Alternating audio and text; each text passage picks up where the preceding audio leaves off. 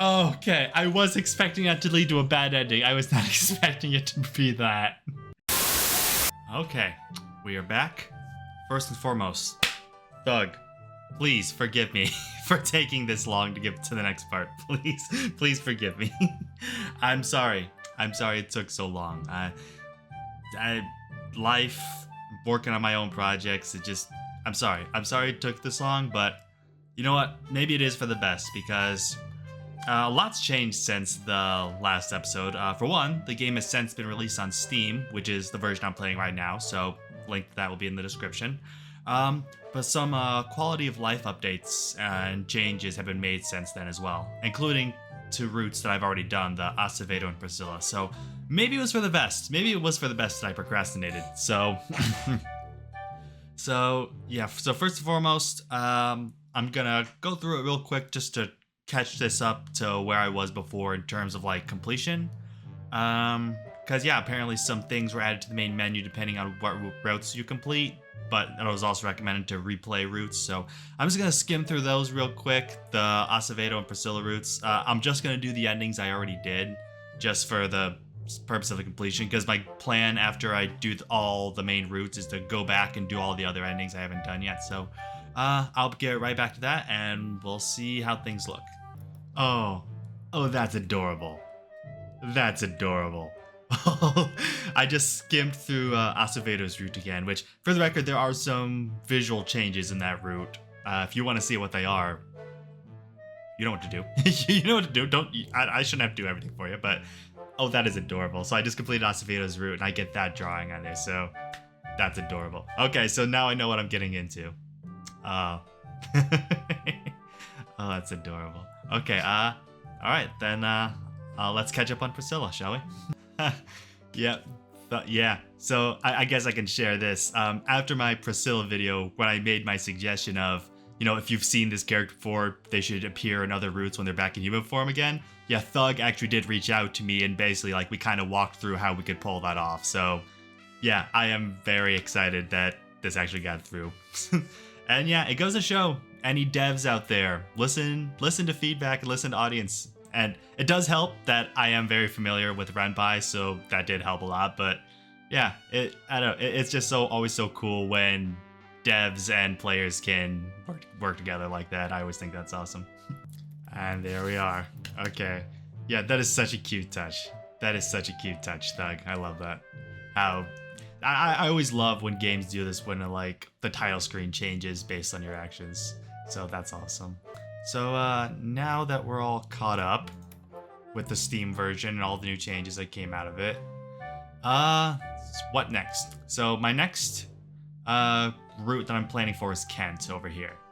Then after that, it'll be between Jones and Randall, because from my understanding, Dorothy's doesn't unlock until you've unlocked everyone else. So after Kent, it'll be between Randall and Jones. So, hey, let me know in the comments which one you want me to do first, because it really is a coin toss between these two. I don't know, maybe after going through Kent's route, I'll see enough of Jones where I want to see him next, but at the same time, going through Priscilla's route, maybe want to know more about Randall. So, yeah, I don't know. We'll see what happens next time, but first things first, let's check out Kent. All right, so yeah. Okay, everyone, I believe that's all the time we have for today. Please begin forming a single file line. Already? Quicker than I expected. I glanced back at Jones and Kent. That Jones character, as strange as he was from our two interactions in the hallway and group therapy, was still fascinating to me. And those muscles, they could do a lot of damage, or bend metal. If I form a partnership with him, maybe I could escape by using him. Then again, Kent the nurse was extremely nice, though rather complacent. Perhaps I could convince him to let me sneak out. He does have the same kind of skeleton key like Priscilla's.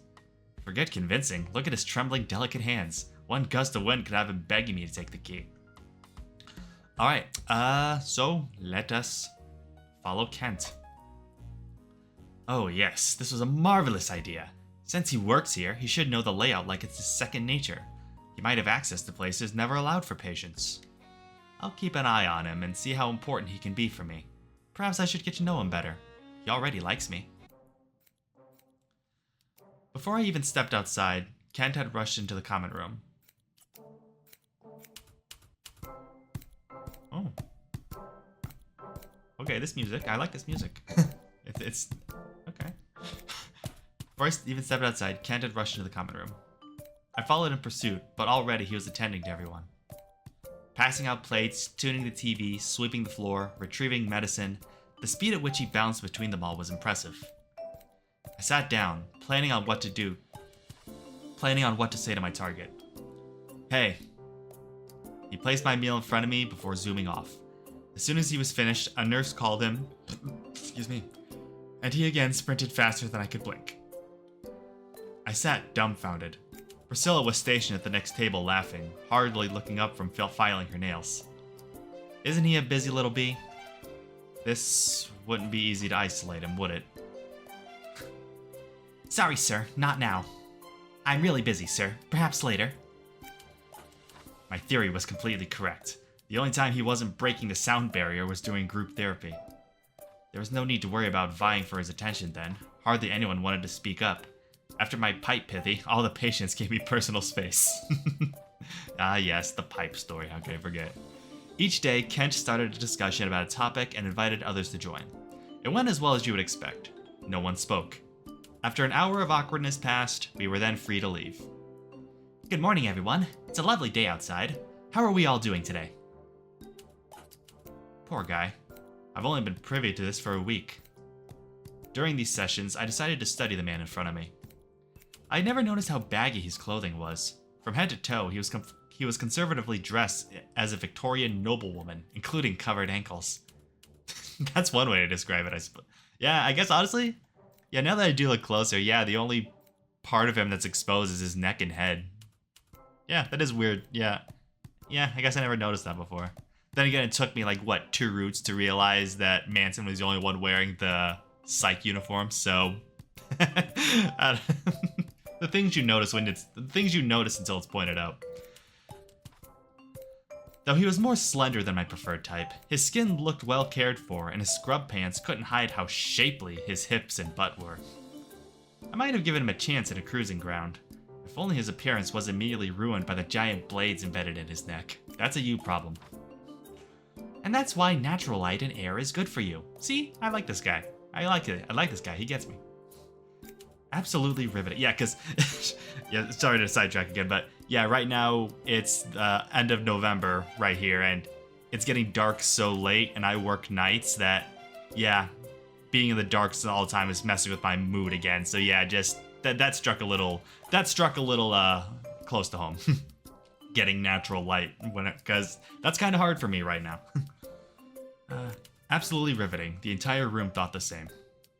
It had been some days since my hospitalization, though all of them blended in with each other. I had a several course meal of Kent's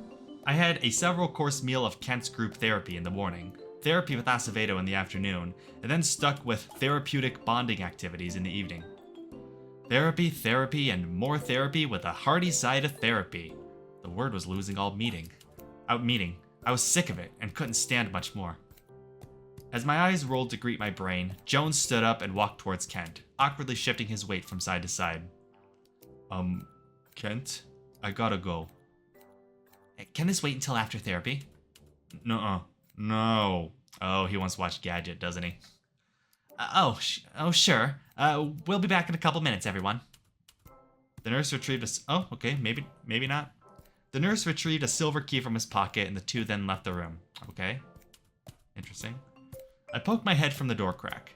Kent had opened the hallway door leading to the men's... that kind of go. Okay, that kind of go.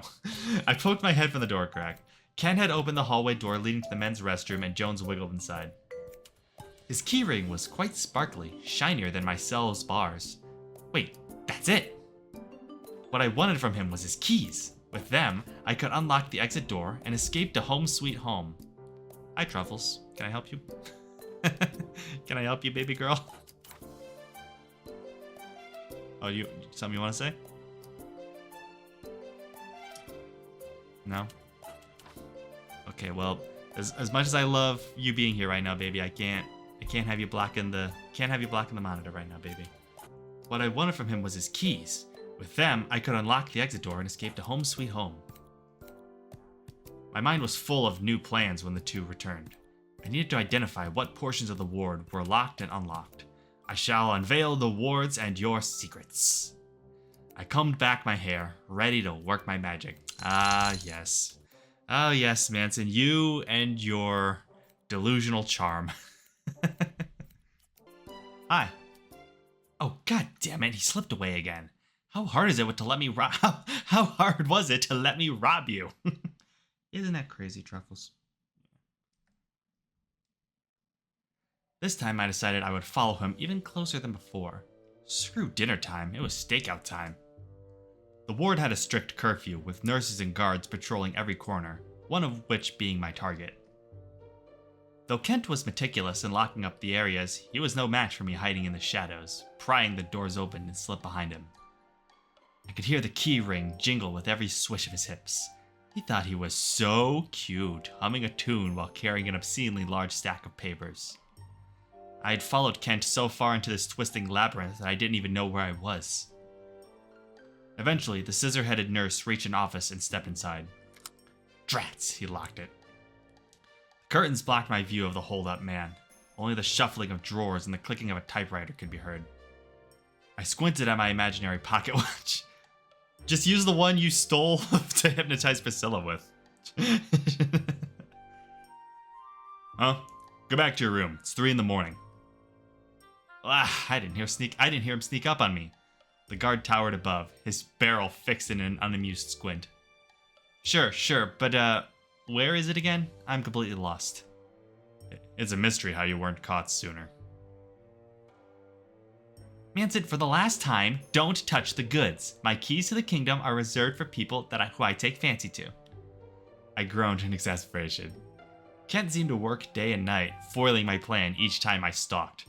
Unless I became a marathon champion, I would never catch up to him. It would be infinitely easier to steal another nurse's key, but Priscilla was too shrewd and barely... Truffles, what did I tell you? You can't get in the way. I'm sorry, girl. I love you, but you can't get in my way right now. Okay? It would be infinitely easier to steal another nurse's key, but Priscilla was too shrewd, and Bella rarely made herself known. For now, my Kent catching conundrum was put on hold. Thankfully, as long as my whining was juicy enough, Priscilla lent an ear to my plight. Can I massage your feet for a key? Anyone will do. Sounds appealing, but I like keeping my good job. Gahaha. Yeah, like that's ever stopped you. Ah, cheer up. This place ain't too bad once you get used to it. Says the woman not locked up for the rest of her existence.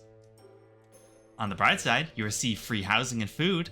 Nothing better than that. The only free thing I get around here is a parking spot. I'll let you in on a secret, hon. Pretend you're in a zoo, and it becomes fun to observe the patients. You are far from the weirdest case I've seen. There are so many of them, you'll never be bored. Oh yeah, this scene again. Yeah, this scene again.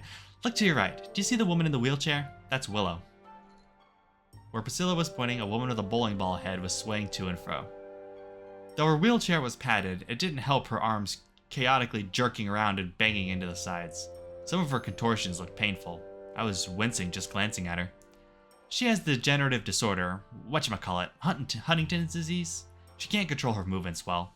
Lethal with no cure. Lethal with no cure. Be glad you aren't her. That's lethal?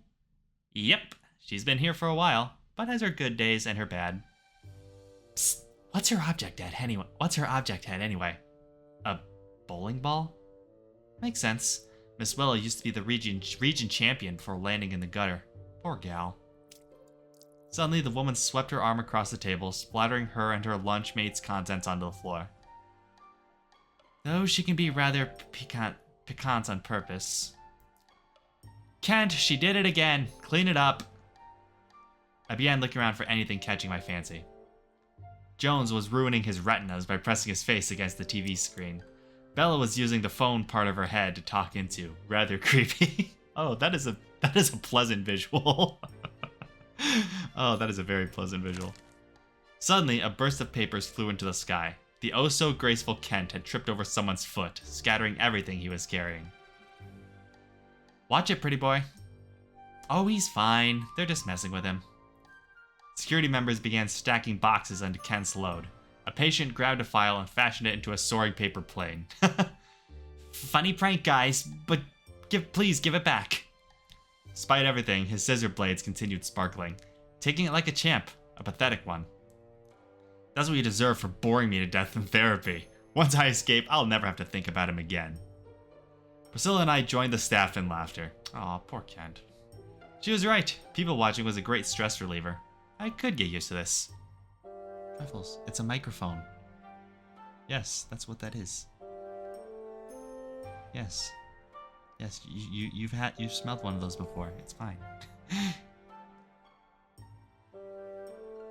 The next day, I was in line for my medication. Acevedo prescribed me some Thorazine, but I anything but trusted it. The pill looked weird, smelled weird, and I didn't need convincing that it would taste weird. Twice daily? No, thank you. One of the nurse's roles was to make sure I ingested this poison, but I had tricks up my sleeve to thwart them. When it was my turn, Kent passed me a small cup of water with my gargantuan red and white pill. Hey, okay, baby. You can sniff it, but don't bump it, okay? I reached for it, but what did I just say? What did I just say, honey? Baby, I don't want to kick you out. I really don't want to kick you out. But you just need to behave, okay? I reached for it, but once it was nearly in my grasp, I let go. It clattered onto the floor. Oh no, I am so sorry. The 5-second rule had passed. That pill was no good. That was your plan? The 5-second rule? Oh my gosh. Man. Oh my gosh. So simple, but so hilarious. To be honest, I never believed in that rule anyway. Food was food, but I hope the nurses did believe. If there was no Thorazine medication left, then I couldn't be forced to ingest it. If any other patients were taking Thorazine, then I saved their butts too. It was an underappreciated genius. Kent passed me another cup and pill. His blades drooped in disappointment as I spilled his hard work onto the floor again. How many times would he do this for me? Whoops, sorry. Whoops, super extra sorry. Oh wow, that is a droopy pair of scissors. Apparently a lot. By now, the pill jar was nearing empty and there was a grumbling line of impatient people behind me. I'm sorry, I'm just a little clumsy patient. I understand, but please be more careful. I heard Priscilla snickering from a nearby table. Curiously analyzing the situation, she walked towards us. You could have told me sooner that you were special needs. I'll get you a sippy cup, hon. Without warning, she slammed her sharp heel on my foot. Predictably, I screamed, but unpredictably, she shoved the pill down my throat during this. Yep, that's about right. Ah! I swallowed it! Oh god, it tastes like soap and death. I'm gonna be sick. Is the poor little patient having a temper tantrum? Maybe he shouldn't have been a bad boy and ate his candy instead. Thank you, Priscilla. You're a lifesaver. Kent patted my shoulders while I writhed around on the floor. I may have been bested today, but there will always be tomorrow. Pepper. My gosh. I love my cats. I do, but they always... I do. I love them, but they always... Oh my gosh. Sometime later, Kent was passing out our lunch meals while I, metaphorically, licked my wounds. How on earth would I get closer to him? Kenty. Oh, okay, that was Jones. Hold on. Kenty Kent. With a booming voice, a figure randomly approached from behind and rammed its head into Kent's back. The nurse stumbled from the force. Jones, you need to be careful. But I'm bored. The TV isn't working again. Could you take a look at it? I'll try, but you know you're better with electronics than I am. I fumed at my lunchless plate, which my growling stomach agreed with. The two walked to the TV and started to play with the dials, completely forgetting about me. Out of curiosity, I decided to join them. As soon as Jones noticed me, he stood in front of Kent. His bored head crinkled and frowned, unsure if I was a foe or not. Who's this? This is a new friend of mine, Manson. You two share the same group therapy. Being called Kent's friend surprised me. As if we were friends. I didn't need or want any. I'd be leaving those two fools in the dust when I busted out of here. Remember how I'm trying to get you to make more friends, Jones? You can be friends with him too. That way we can all be together. Jones growled, like a mother bear protecting her baby. Not even rearing to his full height, his size was intimidating enough. Yeah, you guys are the best. The patient's fist slams against the TV's top, surprisingly not busting it. The screen started showing a little cartoon man running about. Ah, it's working now. Gadget, gadget, gadget. As Jones's problems was taken care of, Kent went back to passing out the common room's meals. The nurse chuckled and slid me line. Sorry about that, sir. Give Jones some time and he'll get used to you. He's shy around new people. I observed Kent finishing his lunch duties and moved to mop around the patients. Interesting how Jones could stop everything Kent was doing just for that darling patient. I almost admired his selfishness. If the drawing board head could abuse the system, then I could too. My lunch meal today was a lukewarm bowl of macaroni. Messier than I would have liked, but it would do. Without a word, I shoved my food onto the floor, watching it splatter everywhere. What a shame, clumsy Manson struck again. Oh, Kenty boy, I have a job for you. Jones squinted at me, knowing I sabotaged him, but said nothing. Kent ran to the spill zone with a sigh. As he mopped, I saw that alluring keychain tied to his back pocket, swaying with his hips. He wouldn't notice if a skeleton key had mysteriously disappeared. Slowly, slowly... Now! Excuse me, may I pass, please? My hand darted forward for the keychain, but Kent had sidestepped out of the way for another nurse. Honk. Wait. Eh? Oh no. Instead of cold metal, my hand was firmly gripping flesh and cloth. To be more specific, Kent's ass. That was a nice butt. Bubbly, squishy, definitely honkable. But this was in public. I just blew my pickpocketing chance. Internally, Kent must have been screaming. He twiddled his thumbs, his scissor head turning pink as bubblegum. Oh my, how awfully forward of you, sir. Or not. That did feel pretty... No! Get a grip of yourself, Kent. Are you? Alright. Yes, I am! How can I forget that he's a bit of a masochist? I let go as Kent shook his head. You shouldn't touch people without permission. Manson, that was an accident, right? Yes? Well, it's okay. I forgive you. The nurse quickly skipped off, dropping a couple files in the process. Kent was a total weirdo. Yeah. Oh, Marcellus, nice. I had to get closer to Kent. Literally. When group therapy began, I chose the closest seat to him. A die head on my opposite side grumbled and crossed his arms. Do I really have to sit next to a filthy pipe stuffer? Can't you fag it up elsewhere? Oh boy, he's one of those people. Just my lucky day. There's plenty of slurs I can call your black ass too. You're just jealous that I get more action than you ever will. Yeah, something told me Manson was a gamer. And how many diseases do you have that tested positive? Is that seriously the best insult you got? Come on, I've heard worse. The die-headed man squinted at me. I'm waiting. Quit. Marcellus! Manson! Please! Let's all get along. Would you like to exchange seats with me, Mr. Moss?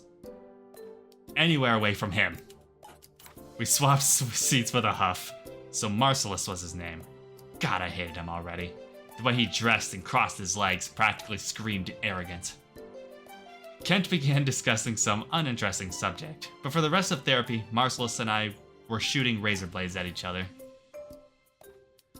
I was glad to finally be free. As I made my way to the common room, I tripped onto hard tile. Oh boy. No, I was tripped. I looked up to find Marcellus snickering. My bad. I should be more delicate around fairies. Oh, now Four Eyes is just asking for it. Just as I was about to come back swinging, another person stepped in front of us. He had a paper bag covering his head. Or was his head a paper bag? Either way, the object head had 2 frowning eye holes as we were pushed apart. Forgive my idiot friend. He has a medical condition called shit for brains. Shit! Heiko, did all that heroin rot your brain? Immediately, Heiko scowled. Not cool, man. Not cool. We're leaving. He dragged away a cursing Marcellus by the hand. This won't be the end of it, you hear? Four Eyes should consider himself very lucky he had a guardian angel. Otherwise, heads would be rolling.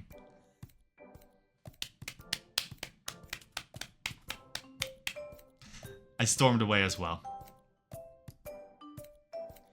Another day, another standoff Marcellus and I were still engaged in. How unfortunate the aliens cursed me with the ability to see object heads, but not explode object heads.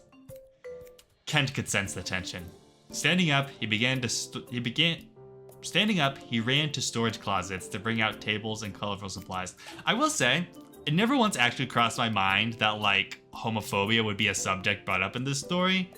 But at the same time, yeah, like, that subject in the 80s was, like, very taboo-ish, like, whatever you want to call it. So, yeah, it's actually, yeah, I'm surprised, but not surprised at the same time that was even brought up. Because, you know, when you've got, like, half the male cast in this game into men, like, I kind of figured it'd be one of those, you know, we're just gonna ignore it kind of situations. But, hey, I respect the historical accuracy. Lots of yarn, crayons, and sticker sheets. Perfect for children, but not a room full of grown-ass adults. Are you? Are you a grown-ass adult, Manson? How about an art therapy day? Draw or make what you like. Express yourself. Oh, this is gonna end wonderfully. It'd be more than satisfactory to shove a papier-mâché dildo down Marcellus's throat. To tame my rage, I decided to make a volcano instead. The bigger, the better. Looking good, sir. Damn right it was. Slapping the mounds of glue and paper together reminded me of my elementary school science fair. My original volcano was nowhere close to a blue ribbon winner, but it towered over me and violently spewed its contents all over my competitors, sending me straight to the principal's office. Fond memories. If only my parents showed up to witness my spectacular creation. No vinegar? No vinegar? Or baking soda? How am I supposed to rain fire and brimstone upon my enemies? I'm sorry, Manson, but it's for safety reasons. What if you burn your eyes? With a sorrow-filled sigh, I reclined across the table most ostentatiously. I should be offended by how lowly you think of me, and even so, I would gladly take blindness as a worthy sacrifice for my artistic endeavors. To create is to suffer. Kent wasn't going to change his mind anytime soon. With an air of superiority, I waltzed around the tables, internally critiquing my fellow patients' artwork. None of theirs would be as high quality as mine. Oh, modern art, how far it has fallen. Oh, just you wait about 30 years. just you wait 30, 40 years, Manson. Frickin' had my paintbrush taken away because I threatened to jam it in their eyes. Screw this place. I strutted by Marcellus, who was engrossed in finger painting shirtless action heroes. Deeply engrossed in his hero's abs. Oh, is he projecting? Is that what's going on here? He's projecting. We squinted at each other. Nearby, Kent was constructing a pastel-colored bracelet. All the brightly colored beads reminded me of candy, though it would not be wise to eat. Boy, you've consumed worse. I like to keep my hands busy. Threading improves your hand-eye coordination. Can you make me one? Oh, sure, once I finish mine. Any specific colors? Yellow's my favorite. Wait, I was joking. I don't need any dumb beads. Finally, I made my way towards Jones. He drew scribbles of various cars and engines, and had moved into illustrating himself and Kent? I couldn't believe that even through drawings, the two retained their scissor and drawing board heads. Aw, it's adorable. Aw, it's a smiley face. Aw, it's adorable. He noticed me staring and shoved his drawing in my face. You like? Kent is my bestest friend and has been with me through thick and thin. He's so nice and gentle and kind-hearted and smart and... You're gonna make me retch with all this sugary sweet talk. Are you two dating? No! I just said Kent was my friend. I couldn't. Jones's face grew more somber.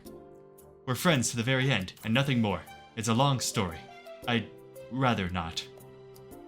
He switched back to drawing, as if our conversation never happened. I stared at his blank screen, wondering if it could be used as a canvas. If so, it was time to flex my creative chops. With a pinch of his head's knob and a twist to my left and right, a face began to form. Aww, there's the Jones I know. 2 round eyes and a mouth. Not only cute, but fitting. Finally noticing the graffiti, he began to pat his face. Huh? What did you do to me? I'm covered in marker. To my bewilderment, Jones' expression aligned with his speech. Behold, my greatest masterpiece yet. Kent chuckled while Jones stared cross-eyed at his own face. The nurse had finished his friendship bracelet and passed it on to the patient. Don't worry, sweetie, we'll wash it off. Despite the passing days, Jones' drawn face stayed with no amount of washing to remove movement. I didn't mind. Anything to make object heads more readable. Yeah, it is funny how you basically had to cheat with Jones by actually giving him an actual face on the drawing board. Good afternoon, Mr. Moss. Morning. Oh, is everything okay? You look bothered. I got into some beef with another patient, but it isn't important. Last night I attempted to pretend my pillow was Marcelus's ugly mug and pummel it, but the scene reminded me too much of Dorothy.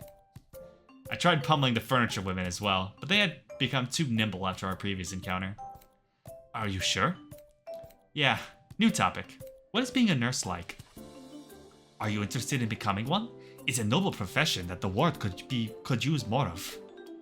Of course no. Sure. Of course not. Sure. Just give me the deets. Well, there are a variety of nurses, but the ones that work here are trained in psychiatric health. Their roles are to educate patients and families, teach self-care, and provide therapy, all for the sake of mental health. Sheesh, Kent was doing far more than that. More like being a line cook, maid, janitor, and nurse combined. This ward couldn't function without them. You've met Miss Harbinger and Mr. Goodman during your tour here, correct? Yep, Kent runs my group therapy. Big old pair of scissors for his head. My arms gesticulated the sheer length of his scissors, over 3 feet long. He's been a massive help these past few years, far more important than me. Nursing school is competitive, but equally rewarding. If you would like, I can write you a letter of recommendation. Once you're released, of course. You'll certainly have an interesting personal story to tell. I'll, think about it. I believe that is all the time we have for today. Next session, I want to discuss that patient beef you were troubled with. Have a good afternoon, Mr. Moss. As I laid in bed, I thought about Kent. The nurse seemed to work night and day. Hi. As I laid in bed, I thought about Kent. The nurse seemed to work night and day, as if the ward was his second home. Not only that, but Kent was kind to his core. Even being next to this ball of sunshine made me feel guilty as hell. Of course, I was resolved to finally escape the ward, but surely there was a less inflammatory way of doing so. My next goal was to get into his good graces while taking a load off his shoulders, or out of his pockets. As usual, my first course of action was to nab his attention. This time, it was a bowl of coleslaw who met its terrible fate. Who even eats that crud? Seconded.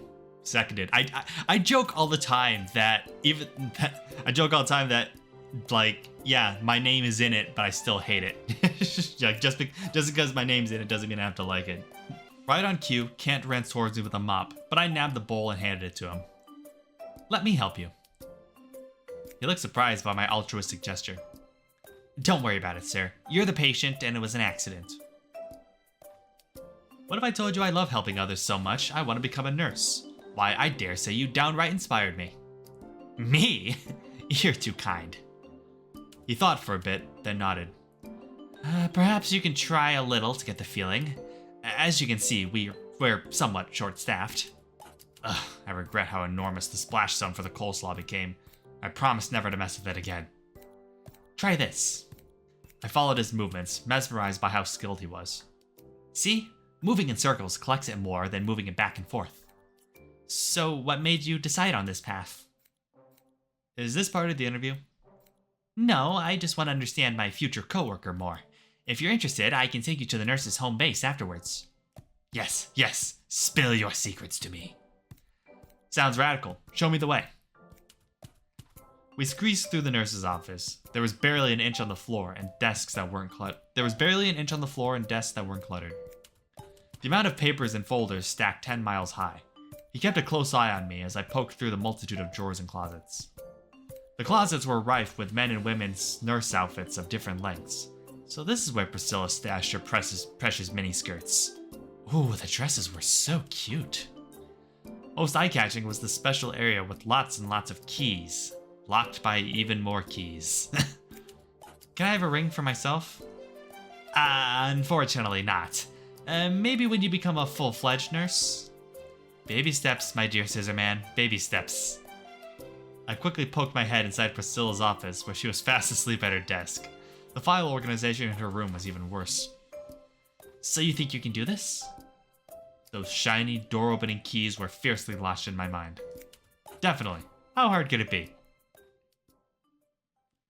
Rise and shine, sir! It's a lovely day outside. I opened my eyes to not find sunshine, but a dark room with a scissor-headed man hovering above me.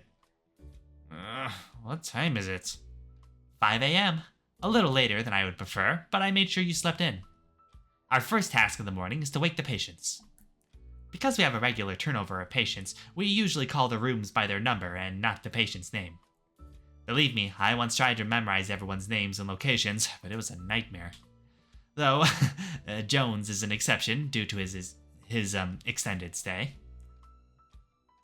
Oh, wait, what's that on the floor? Oh, it's a toy car. Compared to my bare quarters, Jones' room was decked out in car memorabilia, from blankets to toy death traps on the floor. Good morning, Jonesy. I hope you rested well, but it's time to get up. No, I don't wanna. Oh, don't be like that. I heard the kitchen is making your favorite lunch today. An air horn would wake him up faster. Hearing my voice made Jones poke his head from under the covers, scowling. Kent always wakes me up, not you. It was not my intention to cuckold Jones's friendship, but there was some satisfaction in teasing him. Sorry, big guy. I'm a nurse in training, and you have to obey everything I say. Yes, but how about later? I'll brush your hair while we watch TV together. Okay. And leave it to Kent to always disarm the situation. Spoil sport. With Jones's improved mood, we were able to leave his room in one piece and wake up the other patients. 9 a.m. After feeding the patients in the common room, we helped shuffle them into their rooms for therapy. Some were harder to corral than others, especially the physically impaired. Help me lift her. 1, 2, 3. I wish Jones had assisted us, because two skinny men carrying a woman in a wheelchair because two skinny men carrying a woman in a wheelchair was arduous. Please tell me, like, they're not picking the wheelchair up. I assume that means, like, they lift her out of the wheelchair. Please tell me they didn't just actually pick the fucking wheelchair up. She also flung her arms around, giving our heads several close shaves. If it wasn't for her long dress to trap her legs, one stray kick might have sent us all tumbling. Even so, Willow seemed to be in high spirits, laughing and joking along the way. It's okay, boys. Just 2 more floors. Times like this, I wish the ward had elevators. I agree, but they're too costly to install in a 19th century building. You could also move my living quarters into a lower floor. Most of the rooms on the first level are for management, but we'll try as soon as another patient moves out, ma'am. Once she was on flat ground... Oh! Okay, so they actually... Oh, okay, I guess that makes sense. Yes, okay. Okay, that makes sense. Yeah, they picked up the wheelchair to move her down the stairs. Then push... Okay. I mean, I feel like it'd still be easier to have one of them pick her up, the other one pick up the wheelchair, but... Whatever. Unless that is what happened. I don't know. It's funnier to imagine it my way. Once she was on flat ground, we wheeled her past the women's section into her bedroom. And here you are, ma'am. Let us know if you need anything else. As Kent and I turned around, we felt our butts smacked. One hand was firmly grasping each tush. Both of our faces flushed red. Whoops. I'm sorry, boys. I just can't control myself. Have a great rest of your day. Kent laughed it off, but no way her condition made that an accident. I caught her winking. 12 p.m. I found myself knee-deep in scrubbing a urinal. Or to be more specific, a trough. Sorry. Without Kent's billion pairs of gloves to protect me, I would not have survived. I get taking care of patients, but why are we cleaning, especially here? Are there no janitors? Unfortunately not. We once had them, but due to budget cuts, I took the role instead. I'm used to it, but I do wish the men's restrooms weren't so gross. Speaking of which, I had to piss, but I didn't want to ruin my hard work. That looks fine. We have a few more spots to clean. We went through the common rooms, groups, and individual therapy rooms, and now outside of the ward. By now, my fingers were really hurting from all this scrubbing. Some punks last night had graffitied the ward's stone steps. As this was the entrance to the hospital and visible from the road, we needed to remove it as soon as possible. Kent used a steel brush while I operated the hose to wash any spray paint away. Vandalism. I remember doing that back in the day. And I just repainted these steps last week. Who do you think did it? A jilted patient? Usually it's teens from the town.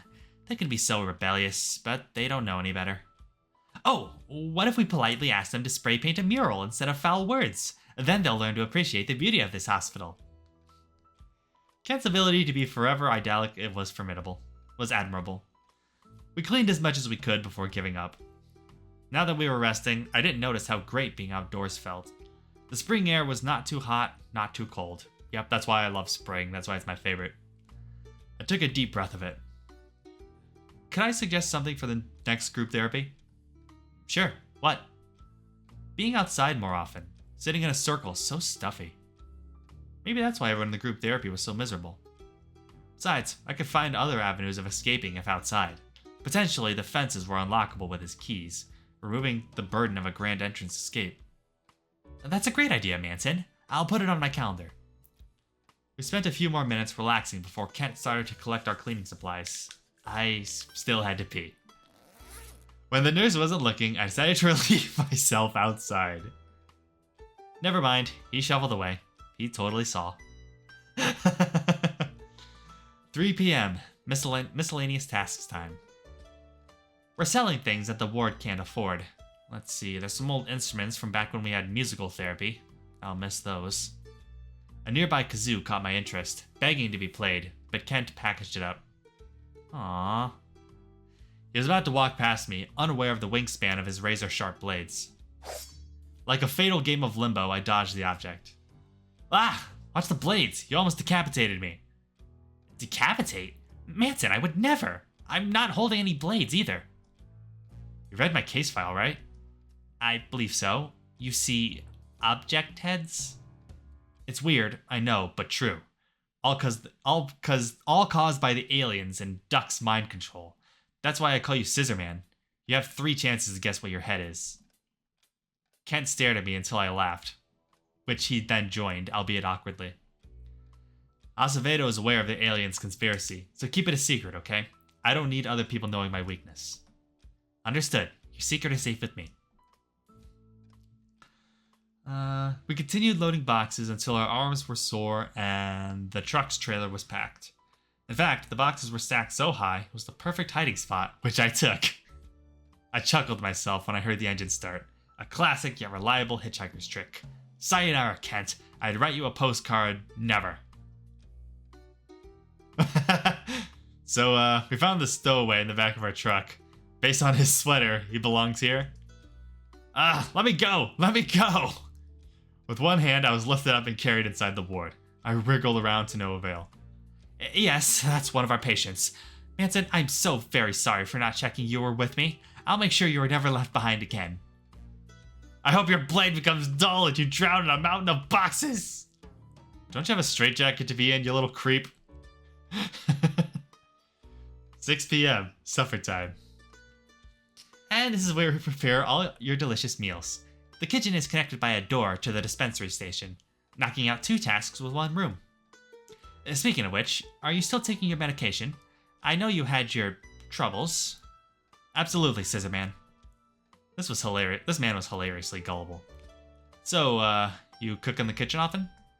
Yes, not quite the level of chef, but I did work part-time as a fry cook. I watched him chop up some vegetables with ease. All the food that he prepared was being cooked to perfection, so how on earth did I always receive crud? Ah, Miss Yu, please wake up! Kent sprinted to the stove, where a phone-headed woman was standing, or more accurately, slumping. I smelled smoke. Huh? Oh dear, not again. Oh dear indeed. Let me clean this up. Please go and pass out the evening medication to the patients. Manson, can you operate a microwave? Yes, you can trust me. Oh boy, how's he gonna mess this up? Kent was distracted by cleaning the burnt remains off the stovetop. Perhaps too distracted to currently notice me slipping the ring out of his pockets and into mine. I should have done this ages ago. Theft accomplished. I then stared at the machine. Too many words, not enough images. Oh, that's right, he can't read. Yeah, that's right. I haphazardly pressed buttons while imagining a microwave head managing its long-lost microwave sibling. How humorous. Whew, I'm done. Huh? Did you not put the food in the microwave? I did. I looked down to find the cold food in my hands and my precious key gone. Wait, that means...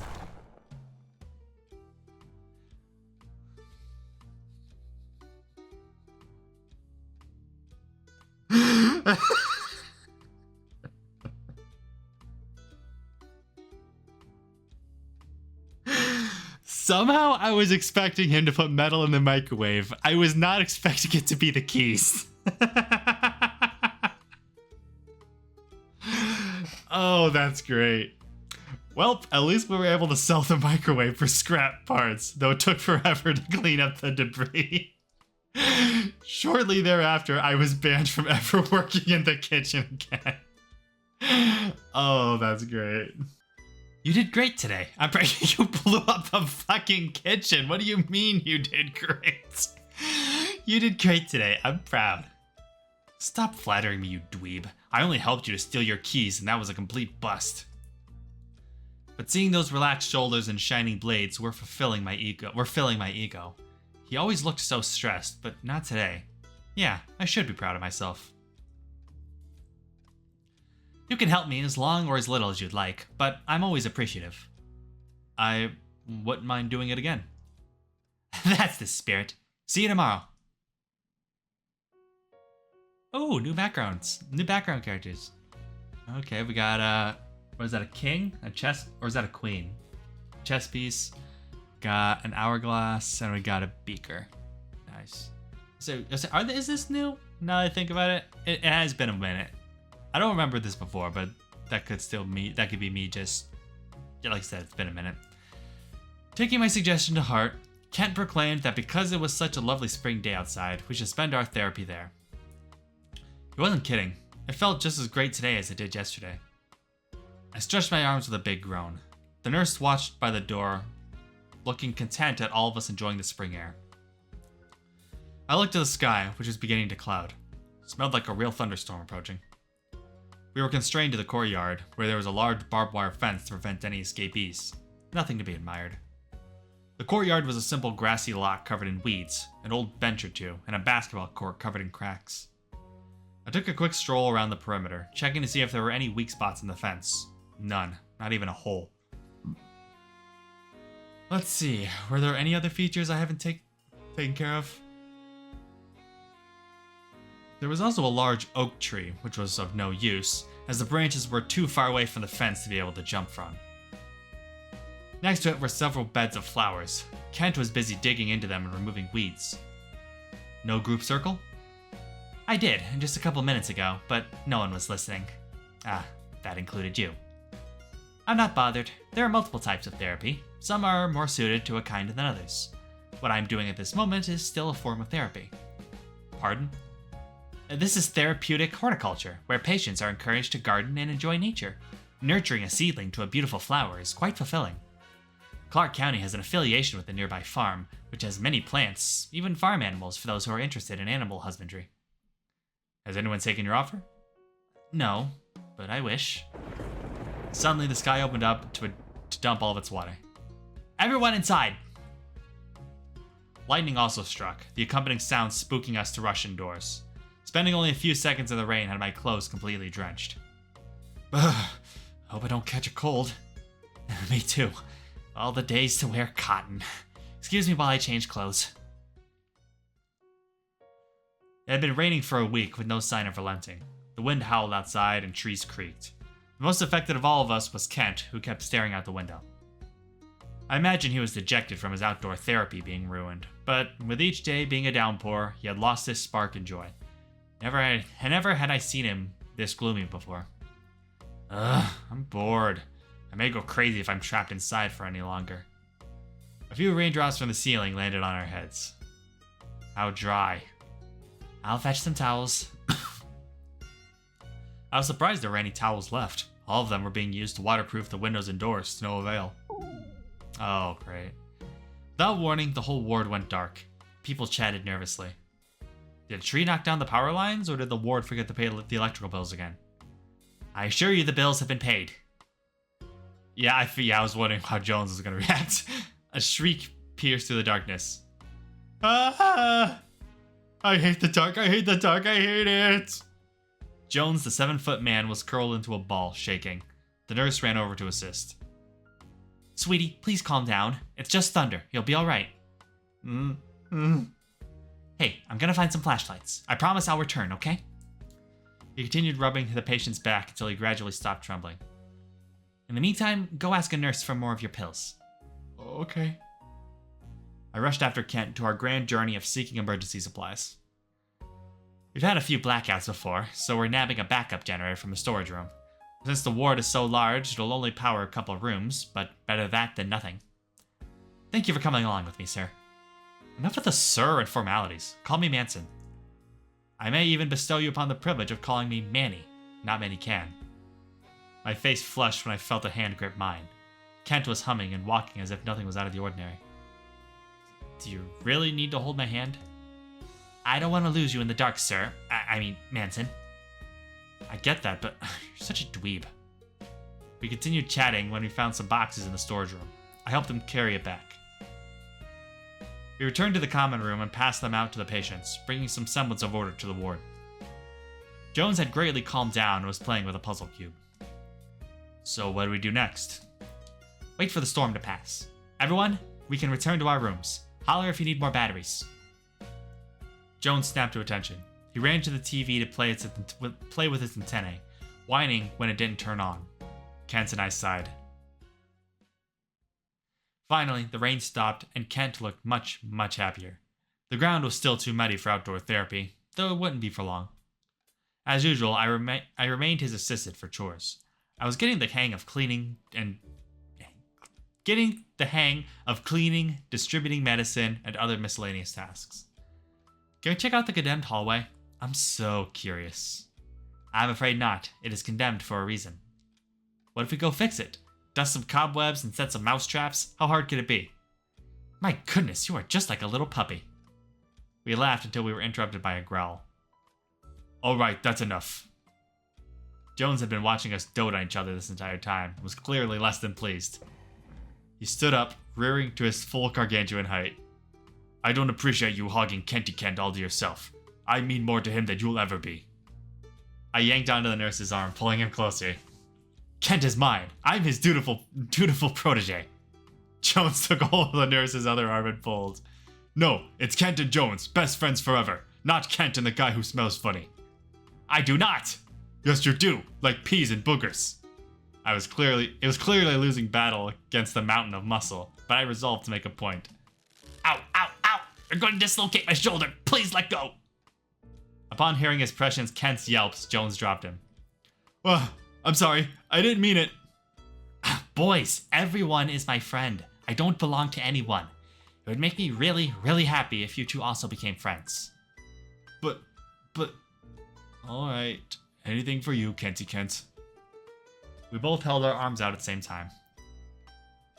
I was expecting my hands to be crushed out of pettiness, but his handshake was rather calm. I shook with the same temperament. Sorry I was being jealous. I need to get better at sharing. It's fine. I never meant to tease you. I swear, I'm only here to help him with his job. You can trust me. Okay. His voice lowered into a whisper. However, if you do anything to hurt him or his feelings, I'll make sure you'll never know a moment's peace. How about we do something that all three of us will enjoy? Jones rebounded into his happy, peppy self. He rushed to his beloved television, patting the ground for us to join. It is so weird to me to hear Jones speak like a full, complete sentence. Like, not not to just knock on him and treat him like a man baby, but it is so weird. It was so weird to see him actually like talking like an adult. You see, because now that we're back to this, TV, I hope Gadget is on. You know what? You can keep Kent for the rest of the day. Yay! Today I was awoken by the ringing of a bicycle. I peered out the window to find Kent speeding into the parking lot. Okay, he goes to work on a bicycle. Interesting. The man always arrived before daytime, so I never considered how he traveled to work. Explained why I had such a thick butt and thighs too. You're an hour late. Come on, Mr. Goodman, you're always 10 minutes early. I am very sorry. It's Saturday and the synagogue ran over time today, so I was caught in traffic. Oh, interesting. Okay. Couldn't you have ridden on the sidewalk? Get your act together, Kent. You had a busy day today. We've had a busy day today. I have my schedule built for an afternoon nap, so you can finish my files. That's easy enough, correct? Yes, miss you. Nothing today was going right for the poor guy.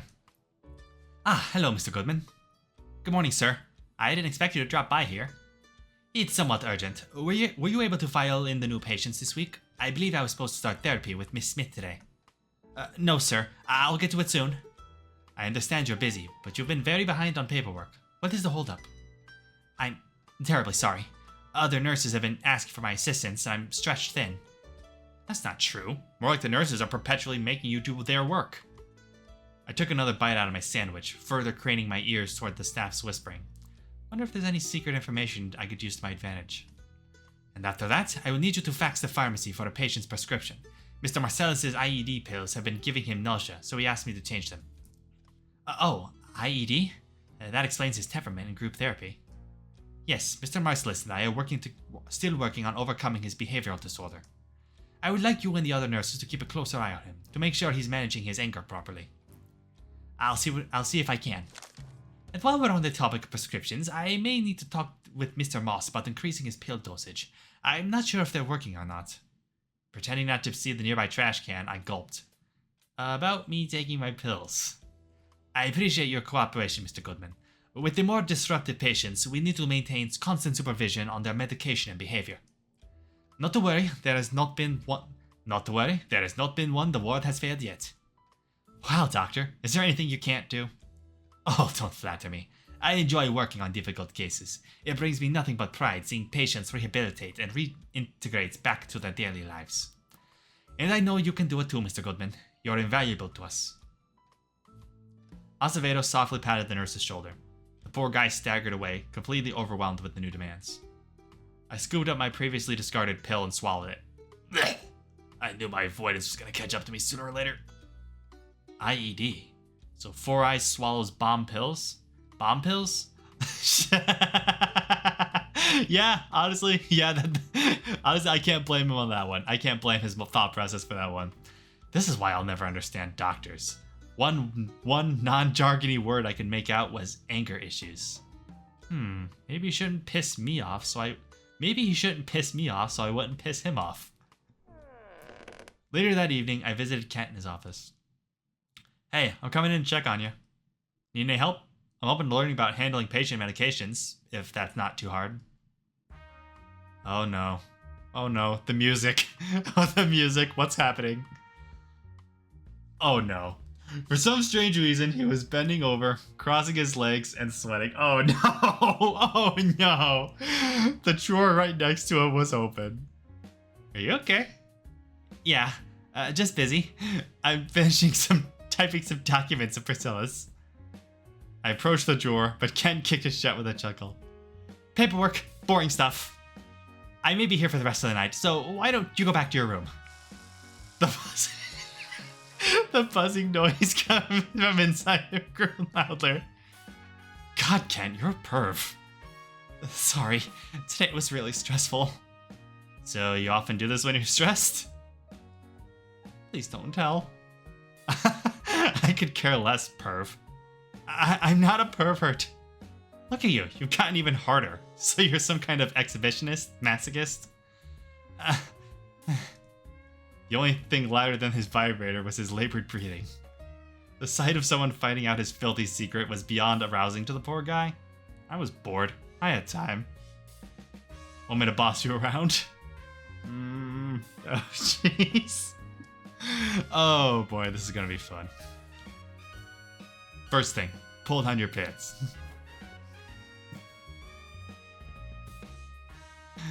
I gave him a good once-over. With how effeminate Ken looked, I expected him to be hairless, but strawberry blonde was a nice pube color. Kinda cute he was cut, too. Fair. Scissor... That's not even what I meant. I was talking about him being Jewish. I wasn't even talking about that.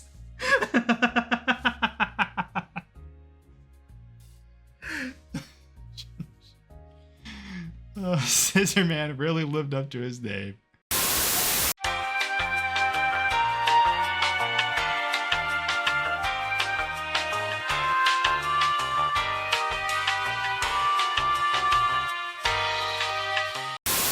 As soon as I woke up, Kent barreled into me, falling to his knees. Don't tell anyone, please, I'm begging you. Absolutely no one can know. I'll do anything, I swear. Anything? Yes. I sneered at his trembling.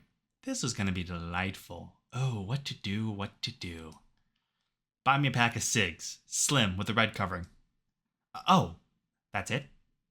Yeah, I'm a heavy smoker, better get used to it. What else were you thinking? Do you really take me for that kind of guy? What kind of movies have you been watching? All I want are some cigs, but I can't find any here. I'm about to go through withdrawals, and let me tell you, that is not fun. Oh, well, what a relief. I wouldn't know what to tell her. Her? That's right. Yeah. You sounded pretty into whatever you were imagining in your pervy head last night. About that, I'm really sorry. I should have told you sooner, especially before yesterday. My head wasn't exactly clear at the time. Priscilla and I are currently dating. She's dating you? No way. Kent let out a sheepish chuckle. Oh, you poor bastard. Oh, you poor bastard. But if you're still up to any lewd shenanigans, I'm ready anytime. I appreciate the offer, but I'm committed to her. So please, please, please don't tell her either. It was an accident. Understood. As long as I get my tobacco, Scissorman. Priscilla. Wow. I never thought she was the type of person to stay tied down, especially with someone as simple and gentle like Kent. Guess we all make mistakes in the heat of passion. I'll poke all 4 of your eyes out. 4 eyes? A lot of talk for someone with a raccoon face.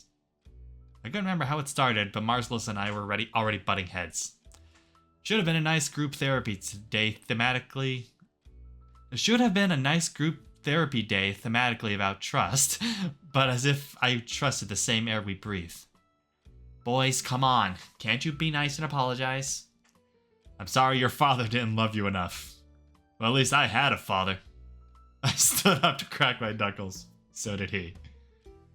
We continued arguing as Kent fiddled with his thumbs and his voice lowered to a squeak. Our shouts dominated anything we could have said. Okay, not good, not good. Miss Priscilla! Wholly unprepared, he ran out the door, bringing back an incredibly cross nurse. Seriously? Look, I have a nice prepped needle here for you troublemakers. She pointed at her head. One little jab in your thighs and you'll be peacefully snoozing in confinement. And that's a lot of work, which I'd rather not do. You boys don't want me to work so hard, Nope. That shit hurts. No. Apologizing, Kent stared at the ground. The sight made her sigh. You shouldn't depend on me for situations like this. Where's your balls? It's sad that I have a stronger spine than you. He bowed his head, faced our group, and dismissed therapy. See you later. Yes, ma'am. The poor nurse didn't deserve to be chewed out by her. I decided to follow them to investigate. Wasn't long before it happened. Really, she just dragged him to the nearest room and locked it. Okay. What are you doing up this late? Isn't it past curfew? My heart nearly leapt out of my chest when a familiar gruff voice appeared behind me. I stood in front of the door crack to at least give the couple some form of dignity. The ward was large, but the staff members were few. Rumors could spread fast. I was gonna visit Kent, but, you shouldn't either. Why not? Randall pressed his head against the door. Huh. Look it all up. Don't make me milk more for a bigger mess. Christ, they're doing it again? Again? The guard gave his head one last shake before he lumbered off. I'm not paid enough for this shit. Come on, whore, I said, lick it up. Want me to smush your face into the floor? I had heard enough for one day, too. Kent with Priscilla, I still never expected it, or for her to still be so domineering behind closed doors. I don't meddle in others' affairs, but it was hard to discern how much he truly enjoyed being treated this way, or was simply putting up with it to be nice. Kent, would you be a dear and carry my bags? My shoulders are stiff today. Yes, Miss Priscilla. By her feet were several unmarked white sacks. Kent squatted, using all of his twiggy strength to pick up a bag. He hardly carried it a meter before he fell down. Excuse me, Manson. We're in America, okay? You use feet, not meters, okay? Just so we're clear. What did you put in here? Sandbags? Quite possibly. I'm leaving for a work trip and need help bringing my bags to the car. The man tried again, but traveled even less distance before collapsing. Come on, show me those muscles. Work that upper core. Stop picking on him. I'm not picking on him. Right, honey boo? I like my men to be reliable, taking on any Herculean challenge. I grabbed one bag, squeezing to feel the contents. Aw, how sweet of you to help him out. Yeah, these are actual sandbags. What gives? Okay, you caught me. I'm not going on a work trip, but I wanted to see your cute faces. 'Twas what we in the business call a joke. So turn those frowns upside down. Oh, I guess it was an interesting joke. Ha ha ha. Glad to see someone has a sense of humor. Jokes aside, I would like your two's assistance in cleaning. If I have to lift any more weights, I'm dropping them on your feet. We'll do it. Oh my god. There were so many whiskey and beer bottles, I didn't know where to begin. Randall, the rest of security, and I had a wild night last night. I wish I invited you to, but, well, I forgot. In full view, she dropped a can on the floor. Priscilla, I love you. I hate you. You are a complex character. I like that. I do not like you at this current moment. I'm so glad your root had some sort of closure to this because you are not a good person. Whoops. I thought back to when I caught him in the nurse's office. Was he only a personal drawer for her to shove things inside of? Did she even respect him? There were too many questions for me to reason out. I was mad. Really mad. You guys are such lazy pieces of shit. Go and clean up your own junk. If Kent had a problem with this, he'd say so. Manson, it's fine. We can take care of it in a jiffy. Huh, see? Seeing him tuck in his tail was starting a fire in my heart. Stop letting her walk all over you. She dropped a Priscilla? You're getting on my nerves here, girl. I'm with Manson on this one. You're getting on my nerves, Priscilla. I gritted my teeth, putting the trash in the bin.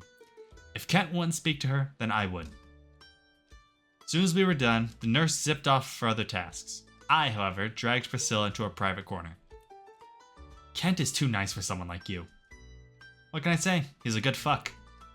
It's clear you and him aren't working out. Break it up. What, do you want him? No, I'm not doing that. I'm doing this out of concern for a friend. If you're gonna be a bully, then I may have every right to expose this to your precious Acevedo. Lord knows how this place would function without you, with all the hard work you're putting in. Okay, let's not press the nuclear button. Why don't you chase after Doc? Methinks you have a crush on him. What? No, I don't. I just think Antonio's easy to tease and mess around with, like Ken. And, you know, Acevedo wouldn't really reciprocate those feelings. Yeah, I get the hypocrisy. I'm out of here. Peace. I grinned when Priscilla walked away. Ken was gonna be so proud when he learned what I did for him. I'm the best. The nurse was all sorts... Okay, yeah, that was such a sudden Shit, that was such a sudden change. I had to make sure I didn't skip it at all. The nurse was all out of sorts in group therapy. His blades drooped, his shoulders sagged, and he looked ready to melt into goop. And that's why we should positively reaffirm ourselves. It improves mood and self-esteem. Should we, leave to go do it? Yeah, homework. Kent dragged himself into my bedroom and flopped onto the bed. Priscilla broke up with me. I joined him in bed to rub his back. I loved her. I wouldn't have dated her unless we loved each other. Though I will admit, it does sting from how easily she split from me.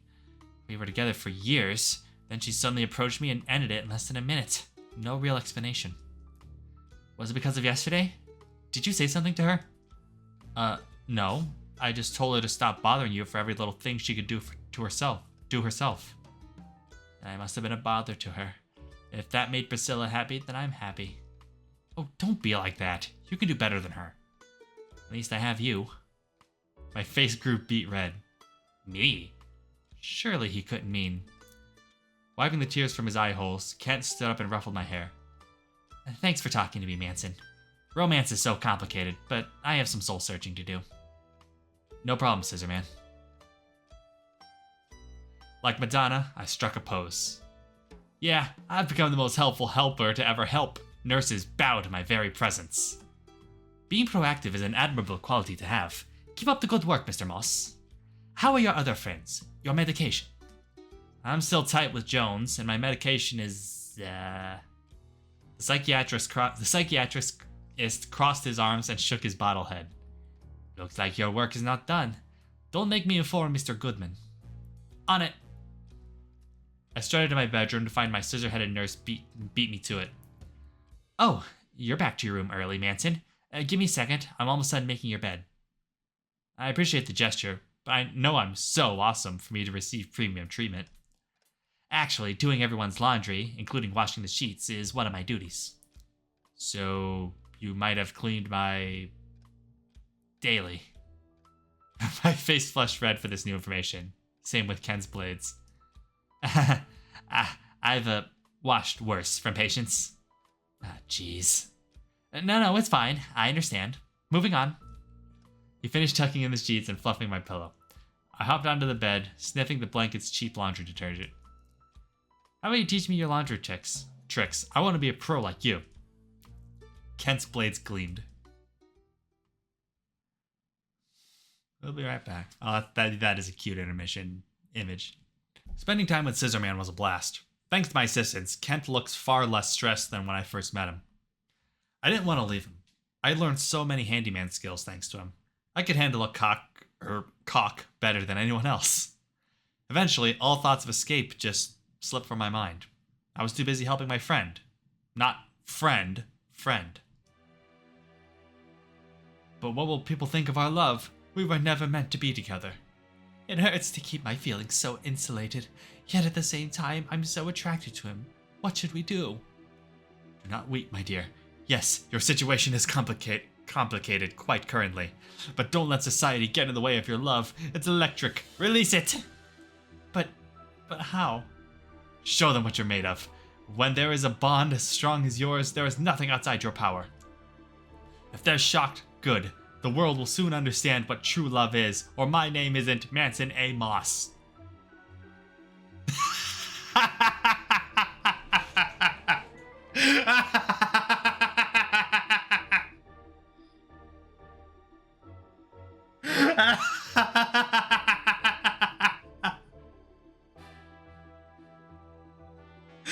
Yeah, that's a forbidden romance, all right. That's a forbidden romance. By golly, you're right. I love you, Faraday.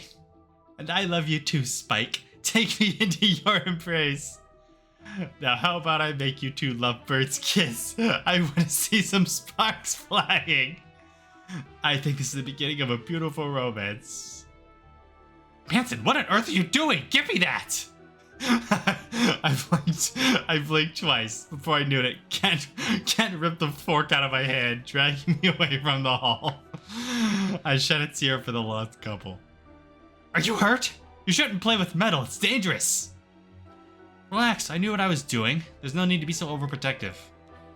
I nervously chuckled, and I think I was getting better at discerning the object-headed hallucinations from reality. May I never matchmake a toaster head in a bathtub. Or maybe it wouldn't be so bad. A candlelit evening, relaxing in bubbles, daring to take the romantic plunge. Remove yourself from the kitchen at once. You are banned from operating all appliances. Sorry, sir. I just want to make sure everyone is happy and safe here. Allowing Mr. Fork and Miss Socket to kiss would make me happy. The nurse sighed. Looking back a final time on my wall-less residence, Kent left to return lunch plates to the kitchen. Deep down, we both knew we would never have enough eyes to make sure I was trouble-free. I groaned. Now I remembered why I was talking to my utensil. Summertime. With the temperature outside being as hot as it was, I was dying for any distractions. Near where the nurse kept the medicine, hordes of patients lined up to fill up cups from water coolers. I myself was wanting a third drink, but I lacked the energy to fight the masses over it. I wasn't the only one looking miserable. Oh, I think I'm feeling faint. Kent wobbled to a nearby chair and gripped it, as if his life was depending on how long he could support his weight. His blades were flushed and soaked with sweat. Kent? I told you not to wear those heavy cotton shirts. Do you not have anything lighter? Christ, the AC's busted too. Take off your shirt so you don't have a heat stroke. No, thank you. Huh? Why not? I'm fine. It's not necessary. Surely we have some ice packs around. Hey, take it easy. Don't overexert yourself right now. I'll get it. You're too kind, Miss Priscilla. I grabbed a patient's plate to fan him while Priscilla returned with an ice pack. Thank you. Someday, we'll afford to fix the AC. I'm sorry for all the trouble it and I have caused. Don't say that. You're the greatest this ward has. Without you, I'd already fried from several hundred volts to the heart. Kent's blade flushed even harder. I fanned him faster. I can't handle you dweebs. Kent, take the day off. That's an order. Come back when you aren't dressed like an Eskimo. Whew, your cooling attempts are beginning to make me feel better. I knew today was going to be hot, but not 98 degrees hot. I'll make sure tomorrow to bring lighter long sleeves. Yeah, now that I think about it, yeah, does he have a tattoo or something? That's what I'm thinking right now. Does he have like some sort of tattoo that he wants to hide? Which hide none of those clothes anyway. A hideous birthmark? Alien tentacles? I cheekily attempted to pull his latex gloves, but he leaned himself away. More gloves. You got a glove fetish? I do not. I find them comforting. Totally a fetish. I have a special surprise for everyone. We're going outside again. It won't be the courtyard, but to the farmland outside the ward. Whatever. I bet it's not that special. We filed into a line and went out of the main entrance, where a little bus was waiting for us. I was halfway surprised Marcellus didn't make a snappy quip about me being on the short bus. Yeah, that's low-hanging fruit. Diehead took the far back seats while Kent and I sat together near the front. Yeah, Marcellus has it right. Back of the bus? Cool. Especially that one single seat in the back corner. That's where the cool kids sit. You're looking rather cool today. You're looking rather sharp today, Mr. Kent. You think so? Well, why thank you, sir. He was dressed in the same scrubs as usual, but was in the mood for silly compliments. I pressed my face against the window glass as we took off. The farm was nicer than I expected. There was a barn, a small lake, and horses grazing in the field. To prevent any runaways, Randall was there to guard. Everyone, remember the buddy rule. Stick together. Don't go alone or too far from the main group. Jones ran to a tree and attempted to perform pull-ups on a branch. Unlucky for him, it snapped under his weight. He fell on his butt. I watched the other therapy members talk or relax on the grass. It did feel great stretching my legs after being cooped up for so long. No barbed wire fences for me, only white picket fences. I found Kent by a little pond. He was feeding ducks? Uh-oh. Ducks, my mortal enemy. I hid behind Kent as he tossed them breadcrumbs. Make sure pure malice was in their eyes. Oh boy, breadcrumbs. I'll let Mr. Hippo explain it. Of course, you're not supposed to feed the ducks sourdough bread at all. It swells up in their stomach, and then they all die. At least that's what I've heard. Manson, they're only birds. There's no reason to be afraid. See? He gestured to the demons who were innocently swimming in circles, surely to lower my guard. You mustn't believe their lies. What if I told you the aliens cursed me to have a rubber duck for a head? I feel mocked whenever I see those filthy waterfowl. Kent paused to think. Ever heard of exposure therapy? By spending more time in the presence of your fear, you'll desensitize yourself to it. Sit with me and you'll see. He asked me to extend my hand, where he then poured breadcrumbs into, feeding the aliens so they grow big and strong. How very Kent-like. One duck, whose feathers were various shades of brown, viciously waddled forwards. I yelped, falling backwards in an attempt to scoot away. My sudden movement spooked it into diving back into the water. They didn't seem to contain any mind control devices. They were just birds, no different from the ones peacefully tweeting in the trees. Well, are they really birds? Do birds actually exist? Has anyone ever actually seen a bird in the wild? Just saying. Have you overcome your fear? Sure have. I am the king of the ducks. He applauded. Huzzah! Huzzah! Time to assert my authority over those puny mortals. Wait, Manson? No, don't chase the birds! It was too late for him to warn me. I ran after the ducks until they fled into the sky. Kent set up a blanket with a little picnic basket. He gave me some hand sanitizer. Do you need any? No, I changed pairs of gloves. Not as environmentally friendly, but it works. I thought this park looked familiar. What do you mean? Are you not from Clark County? I'm not, but I was definitely hanging out in this very park, maybe even this very bench, where it all began. One day, poof, everyone's head changed before my very eyes. My world turned upside down. I didn't know what to do, so I defended myself with that kid's bat until the very end. I swung and didn't care what was in front of me. I just wanted those things as far from me as possible. You must have been frightened. I guess I was. If some monster were right next to you with a sharp knife attached to its neck, wouldn't you believe it was going to kill you? They were laughing when I started to scream. Laughing! Before I could blink, I was shot by the men in blue, pinned to a car, and dragged to a cold cell. No one believed what I had to say. It really was self-defense that day, I swear on my honor. Oh. For a brief moment, we sighed and stared at the ducks fighting over the last of the bread. Kent couldn't have looked any more contemplative. All I was informed on is that you were charged with assault, but I never heard your side of the story. They shouldn't have been so rough. I wish I could have been there for you. Thank you for telling me. No problem, Scissorman. And thanks for understanding. You're the first. My stomach growled. With a chuckle, Kent pulled out a PB&J and split it in half. You're still there for me, no matter what weekly antics I get into. And that's true. Kent took a deep breath. I'm gonna do it. Manson, forgive me for being so formal, but I realized I have feelings for... Hey, my sandwich. Eh? I reached down for my sandwich, but it was gone. The ducks had returned with a vengeance, and a braver fool had run off with it. The ducks scattered from my pursuit, flying in all directions, one even smacking me in the face. I angrily chased them until I collapsed from exhaustion. I give up. They can keep the damn sandwich. What did you say before? Nothing. It's fine. He sighed before standing up and stretching. I think it's about time we return to the bus. Those damn ducks. He sat next to me on the bus and gently squeezed my hand. Something about his demeanor had changed. Hand holding on the bus was pretty brazen. I blushed, looking away. This better be everyone, because I'm leaving behind all stragglers.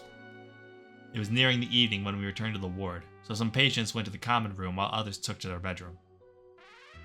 I was still full from my sandwich, so I Oh, wait, so did Kent give him his half of the sandwich? Is that what happened? I was still full from my sandwich, so I joined the bedroom patients, and so did Kent. Can I talk to you privately?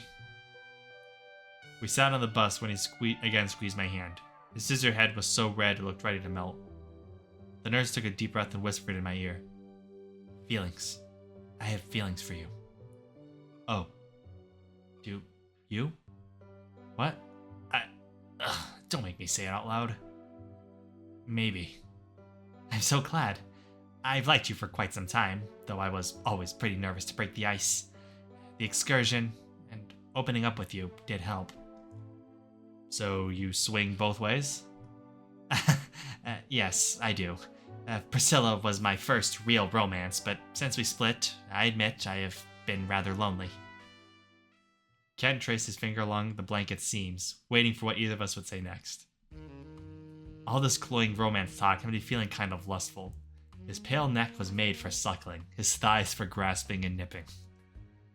I liked every bit of him, from head to toe and especially personality. Do you want to do it? Kent nodded. I pounced. Well, that was quick. I lifted his shirt to sneak a peek at his tummy. Oh, keep my shirt on. I'm easily made cold. Okay, what are you hiding under? Do you have like a chest tattoo that you're ashamed of, or what's going on? I'm convinced that's what's going on here. Manson, if it wouldn't be too much trouble, could you kiss me? Kiss? Please? I stared at his blades, opening and expecting me to lean in. Maybe I could angle my head and try the plastic side? It'll be like a cheek kiss, right? Okay. Well, I can foresee how kissing him could lead to a bad ending, because that's where the actual scissor blades are.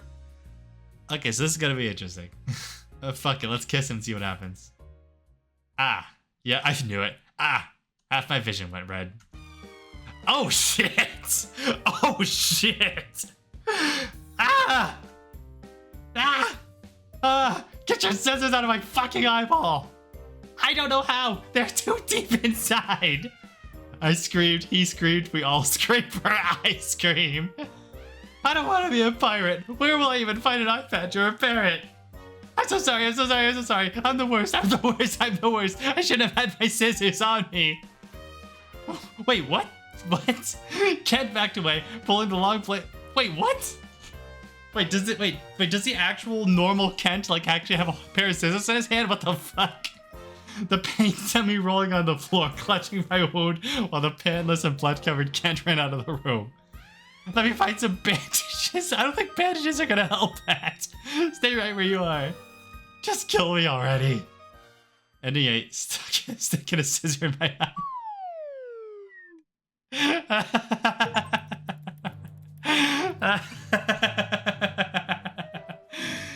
Okay, I was expecting that to lead to a bad ending. I was not expecting it to be that. Okay. Okay, well, let's try that again. Kent's voice wavered when I said no. I'm sorry, but I can't. Why? Is it too soon? I can wait until you leave the ward and are no longer a patient. No, it's not that. How do I put this? You know, your head, super sharp and scissory. Kent looked like he wanted to inform me about the reality of my hallucinations, but was too polite to do so. Besides, I only kiss on the 3rd date, though I'm always ready for sex. I'll use my mouth in a more special way. Get on top. Spicy. Oh no. I don't like this visual. I don't like that visual. Oh no. Oh no. Oh no. I do not like this visual. I do not like that. Oh no. Oh no. Oh no. Oh. Okay.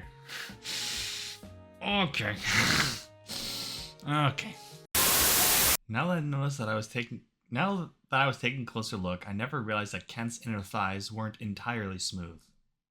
There were small but faint raised markings dashed across his skin, like the chicken pox. Those look like the kind of scars you don't ask about. Okay. I had to liven the mood. You have a lighter? I want to smoke. I'm afraid I don't. It's not allowed to smoke here anyway. You still owe me a pack anyways. Oh my gosh, I completely forgot. Once you leave, I'll buy you any pack, plus interest. Don't worry about it. I just want to relax and enjoy the moment. That was good. That was really good. I'm glad you think so. Plenty of experience? Oh gosh, I don't want to bore you, but yes, Priscilla was adventurous. She once took me to a friend's horse stable and it was so large I still can't comprehend.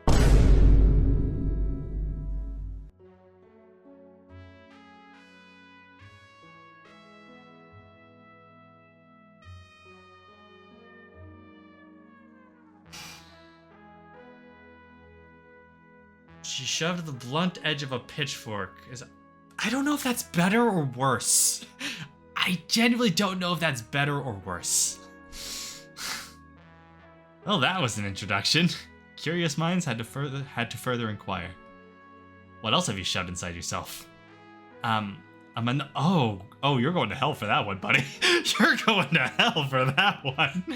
A menorah, my shoes, and multitudes of Priscilla's strap-ons. All at once. All at once? All at once. And don't laugh, but also my own fist. Oh, up to my... How? Oh, ugh. As if my rusty pipe adventure could compare.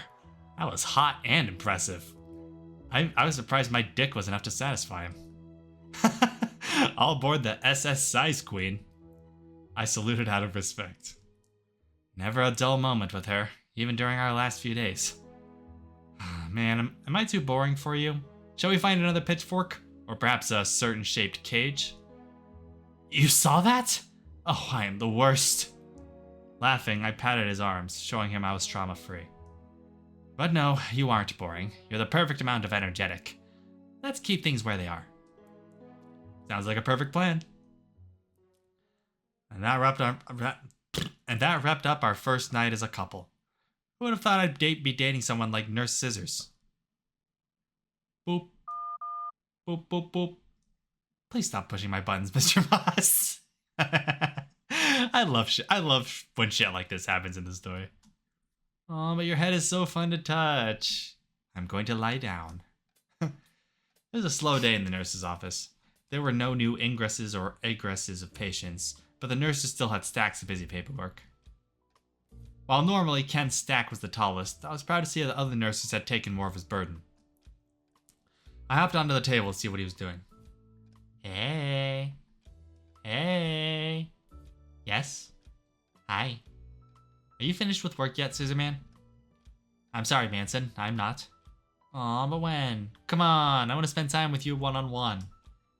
I then hopped onto a rolling chair, using my feet to spin myself around.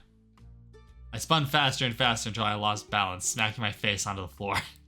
Afterwards, I sat up normally on the chair. How about you spend some time with me, Manny? Hey, Priscilla, it's been a while. Oh, don't I know it. You can only devote so much time to so many people. Go for it. These entries will take some time. Oh boy, what happened? Kent's acting weird. We moved into her private office. Glad you and Kent are a couple now. It's cute to see him so chipper. Well, wait, how did you know? Thin walls, hon. She winked. I'm not shaken up about it. However, as Antonio persists in declining my advances, I remain an available bachelorette. So if you and Pretty Boy don't work out, Priscilla, which is highly unlikely, so I will tactfully change topics. Want to see some cool files? She gestured towards the grand cabinets, stuffed to the brim with manila folders. We have an entire storage room too, nearly a century of previous patients. At some point, they'll be cleared out, so it's up to you and Kent.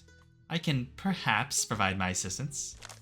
Curious, I flipped through the folders. It was quite difficult to make out names with awful penmanship, but I believe I saw Kent's name. Did all the staff members here have files? The paperwork inside was too gibberish for me to make out, so I tucked it back into the large stack. Okay, Manson, I'm done. Till next time, Manny. Kent showed me what he was working on. There's a group therapy schedule of themes and activities. How do you feel about trust falls? Should our group try them sometime? Oh, that'll go great, Kent. Coming in at 6 feet and 200 pounds, get ready to meet your maker, Angie the Angel! Please, no, I'm too pretty to die. I will crush your skull between my thighs! Ah, jeez, I'd rather not be squashed. Fair enough. Some topics I have researched and chosen myself, while others I asked Dr. Acevedo about. How has therapy been with him? A bit boring, but mostly alright. Just the other day, Doc gave me an ink blot test. Please tell me you said nothing indecent. What are you taking for, a sicko? It was mostly ducks and aliens. He talked and talked as the day came and went with little other fanfare. As long as our chores and therapy were over, we could cuddle and romp around as we pleased. Today, after a long and hard day of working, we were relaxing on the bed. The nurse ran his finger through my clothes. Pulling a spool of thread out of his pocket, he diligently mended my sweater while I watched. Gosh, these pants are falling apart. How did they become this torn anyway? By fighting ninja laser sharks, duh. Tell the truth, please. Okay, so you know how the barbed wire is all barbed and spiky and stuff? The truth. I won't be mad. Really, that happened. I'm a rough and tumble guy who also was digging through the trash. Lots of broken bottles. I sheepishly rubbed a bandage on my finger. Oh, Manson, what will I ever do with you? Love and cherish me? Oh, look how fast you're stitching. I did this all the time for my little brothers and sisters. They went through clothes so fast. I didn't know you had any siblings. I'm the eldest of 7, 5 boys and 2 girls. And I'm the oldest one of myself. I bet it was cramped at your place. Oh, it was. I quickly learned how to wrangle kids. I'm so jealous. For me, it was rather lonely. My parents weren't there much, so I had to learn how to feed and take care of myself. So I appreciate it when you fuss over me. Even negative attention is still attention, am I right? Kent understood what I meant and began rubbing my shoulders. Yeah, my mother used to be pretty sick, so I had to get good at fussing. But that's a story for another day. I'm almost done with your clothes. Here you go. I raised my hands high and wiggled my way back into my sweatshirt and sweatpants. Fits like a glove. Thank you, Kent. I hugged him. Kent and I were walking down the hallway, waving to anyone that passed. Hiya, Kent. Hiya, Manson. Yoo-hoo. Weirdos. I'm glad summer is almost over. It was way too hot. How do you think I feel? I'm the one who lives day and night in this place. When autumn comes, let's bring group therapy outside to watch the leaves change colors. And don't forget about all the raking. I observed his blades open and close in tune with his laughing. This man was too adorable. You know, I'm slowly starting to overcome my fear of the object heads. Want to step it up a notch? With pleasure. Sitting on my bed, we discussed ideas. We can start small. Would you like me to perform oral on you? Oh, this is what he means. Oh, okay. Okay, this is gonna be interesting. The nurse got on his knees and swiftly pulled down my pants. I wasn't fully hard yet, cause, you know. How is this supposed to work if you don't have a mouth? But I do have one. Well, where is it then? On my face? If you need help, I will guide you.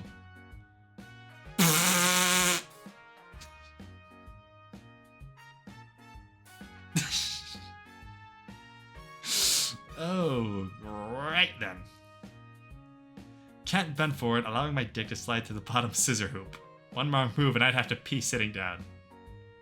I guess I felt something wet. I gripped the top hole for support. Oh, okay.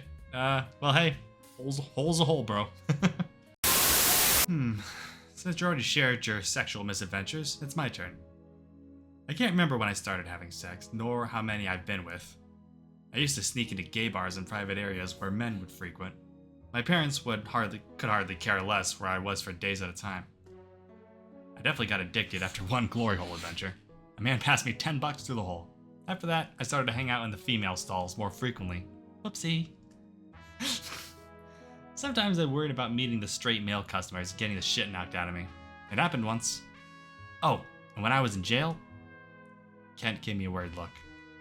Don't worry, nothing happened there, unfortunately.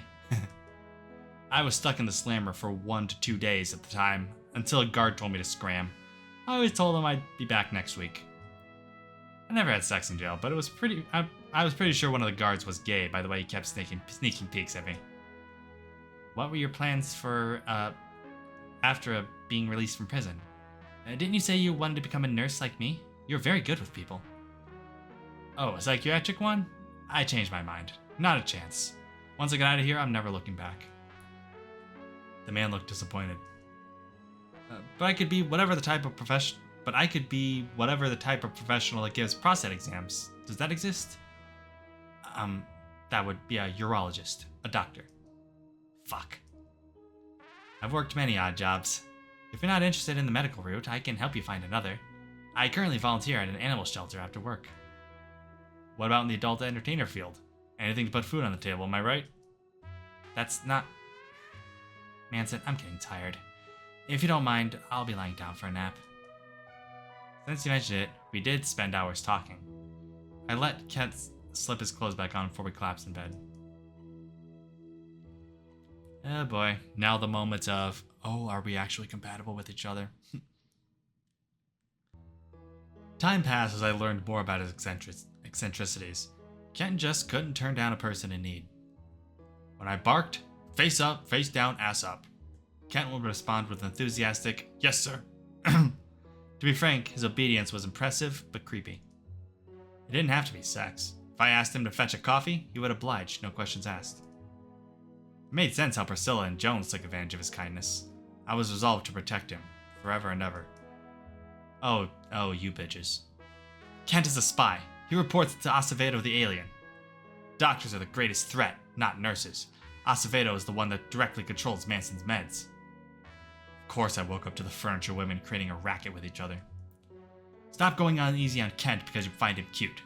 Then again, you lust after every man dressed in red flags. I'll strangle you with your own cord, you lamp-headed whore. And how do you plan to accomplish that? You're unarmed. Why, you little... Don't you out-pun me. I'll knock your lights out. Chair bashed her head against lamp, toppling the two over. Fools, both of you.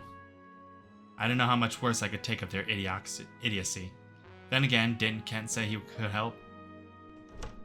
The women watched as I ran out and dragged Kent back in. Manson, it's nearly midnight. What's going on? Help me get rid of some pesky hallucinations. They've overstayed their welcome. Together, we covered up the furniture women by throwing blankets on top. Thanks. I'll definitely be taking my meds after this. You weren't before? See, he's a rat. Don't listen to him. Lamb's muffled voice bellowed from under the blankets, but we continued to ignore her. Much better. I rested my head on Kent's lap as he hummed, combing through my tangled hair. His fingers were so nimble, he easily worked through the knots without pain. I adore how long your hair is. There's so much you can do with it. Have you ever thought about short hair? Don't know. I keep it long as a fashion statement. Well, what's wrong with experimenting? Another one of my part-time jobs is being a hairdresser. I enjoyed it quite a lot. Honestly, it's my second pick after nursing. Kent motioned me to sit in the chair. He wrapped a bandana around my neck in preparation for the snip. Let's see, I won't use Jones's scissors, unless you prefer it. His? I use a special brand for him because he's uncomfortable with the snipping of the normal ones. I've been cutting it for years. He's the only one who wants me to do it. His hair grows quicker than you would believe. The blades of Kent's sharp head were too close to comfort to my neck. Please stay still, Manson. I don't want to nick you. Or end up in a pool of my own blood. Yeah. With that calm warning in my mind, I stood as rigidly as my body would allow. You don't have to be that still. Talk to me. Who else's hair do you cut? Any patients that ask. I'm also good with working on myself. My hair is long, not as long as yours, but I can still style it. Usually I keep it up in a ponytail. Sounds about right. And yeah, mine's getting there too. I only really tie it up at work just because I have to wear a hard hat, so it just keeps everything self-contained. But I don't know. I like having it a free flow like this. I have years of experience with blades. Why do I get the feeling? Why do I get the feeling he's not talking about scissors right there? Why do I get the feeling he is not talking about scissors? Suddenly covering the arms makes a lot more sense. That's it, isn't it? That's what he's hiding. Kent chuckled, but it was the fakest laugh I'd ever heard. Oh, I wish I could see it. Stupid aliens. More locks of my hair fell into the floor as Kent's chuckling changed into a hum. I smiled into the hand mirror. His handiwork was impeccable. Wait, I thought you couldn't see your face. I thought you just saw a duck. What other tools are you good with? Saws, pickaxes, knives, you name it. I've worked a lot of odd jobs in school. What about a razor? Think you could shave my face later? I can't grow a full beard, but there's a chin hair or two that's driving me bonkers. Yep, I know where this is going. Hey, he stopped. From the corner of my eye, the now silent Ken slowly touched the blade on his head. The sharpness didn't faze him, but he instead stood up and shook his head. He unclasped the sheet from my shoulder and gently folded it up. I know I keep apologizing, but we'll have to resume another time. I'm sorry. I really, really am. You're almost done, though. Make me look gorgeous, Scissorman. But the fake laugh kept replaying in my mind. Now I felt like a real ass. Sorry. How about another time? I placed my hand on his tense shoulder, but it wasn't enough to fully steal his attention away from the cut hair on the floor. His blades trembled, as if he was biting his lip. Kent, talk to me if you need anything, alright? I'll beat up whoever's bothering you. Yes, Manson. Don't treat this as an order. I'm telling you this as a friend. Yes, Manson.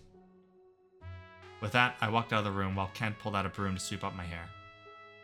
The ends were a little choppy due to the incomplete job, but no one would notice unless you pointed it out. Things were quiet for a while, but Kent never resumed my haircut. Oh, poor Kent. Yep, I've pieced it together now. I get it. Today I was having trouble finding Kent. How strange. He should have been working in the common room at this time. My only clue was a pleased-looking Marcellus, suspiciously snickering at my searching attempts. I went to his second most used location, the nursing office. Kent was indeed in there, sluggishly typing. He barely reacted when I entered. Where have you been? It's lunchtime. Jones is about ready to eat the table. Some things happened and I lost my composure. Bella will be taking care of the meals today. I'm sorry for the absence. It won't happen again. What happened? I don't wish to speak badly of others. Let me guess. Dark skin, khaki pants, and a fistful of bad attitude? Yes. He flung some particularly hurtful words towards you and me. Nothing I wish to repeat. I gently placed my palm on his arm, but he recoiled and winced. Ow! Please be gentle there. I am tripped. Kent. Oh my gosh. Kent. Kent, my man. Stop it. Stop that. Okay. More likely you were tripped. Looks like Marcellus found a new target, a far easier one. Let me beat him up for you. No. Violence never solves anything. Eventually he'll get bored and leave us alone, but please stop instigating. And how long do you think that'll take? Long enough for me to write it out. Kent was painfully quiet during group therapy. Anytime he saw that dye-headed man, he just shut down. Though I never told her, Priscilla immediately picked up on his gloominess and approached me about it. What did you do to upset him? Nothing, I swear, nothing. Even Jones could tell. Spent more time hanging out with him to no improvement. Do you want some of my macaroni? No. I'll spoon-feed it to you. All this hullabaloo about Marcellus started to influence my sleep. Oh, hello. That night, I had the most frightening nightmare. There he was, towering above me, moments away from stomping on my precious plate of sausage and meatballs. Oh, look what we have here. Mistress Marcellus spies a little worm. I'll never submit, never. And what about Kent, Shall I take him for myself? I awoke covered in sweat. I shoved my head down my pants, making sure everything was still there. Thankfully, yes. Yes, the Don Da Don reference before Don Da Don was a thing. God, I hate that guy. Grumbling. I felt below again. Why do I have the most confused boner right now? Something had to be done. As Ken's boyfriend, it was my duty to cheer him up, and I knew just the way. You wanted to see me, Manson? He opened the door to find me doing a painful split. From my position, I turned on the radio. Hey there, big boy. I'm gonna put on a show for you. Like my outfit? Made it myself. Or at least the wording. Oh dear, oh dear, oh dear, oh dear, oh dear, oh dear, oh dear, oh dear. Kent, what are you and Manson doing? Why does he have pigtails? The bored-headed man peeked around the door frame. Kent's trembling increased in magnitude. His hands were too high to small his completely flushed blades. Oh dear, please go away, Jones. Oh dear, oh dear. I'm trying to raise Kent's self-esteem. He can do anything, and Miss Cheerleader Manson is here to make sure of it. I raised my left pom-pom into the air. Go, Kent, go! Oh dear, oh dear, oh dear, oh dear, oh dear, oh dear, oh dear, oh dear, oh dear. Would you like to join, Jones? I have a spare outfit in my room. It'll be fun. Sure, Mr. Manson. It's Miss Manson. Why does everyone forget the Miss? Beep. Oh dear, oh dear, oh dear, oh dear, oh dear, oh dear, oh dear, oh dear.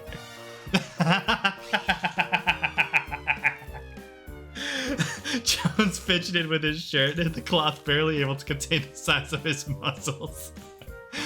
Well, I mean, the wording is closer on Jones's. Hey, the E and the N are backwards. Do you not know how to spell Kent's name?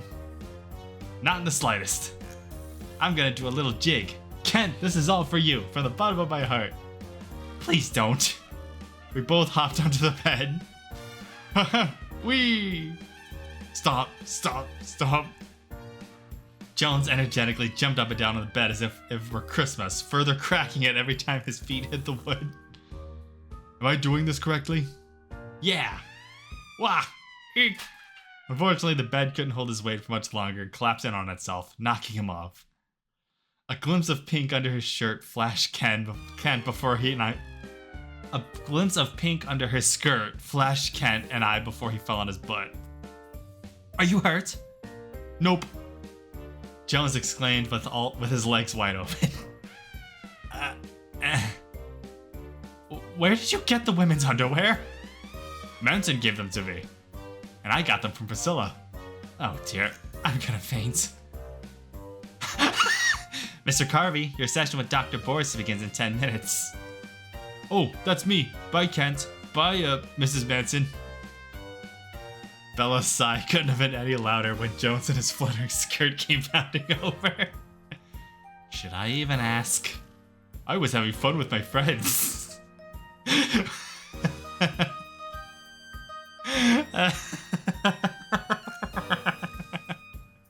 Oh, I love this scene. This is my favorite scene. I love this.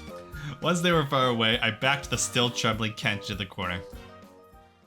I don't want any more interruptions. Let me perform for you privately. When's your birthday? In about 2 weeks. Oh, happy early birthday, big boy. You'll be 25, right? Don't forget to knock on my door when the time comes, so the real celebration can begin. Wait. Manson's a year older? Didn't see that one coming. You ruined my outfit. How is Miss Manson supposed to compete in the cheerleading championship when there's cum covering her? I can't afford dry cleaning. I'm so sorry. Where else was I supposed to? Inside me, you dolt. Does everyone around here lack basic? Does everyone around me lack basic manners? Society always tells you to follow your dreams. Well, my dream was to force this twink to turn me into a twink.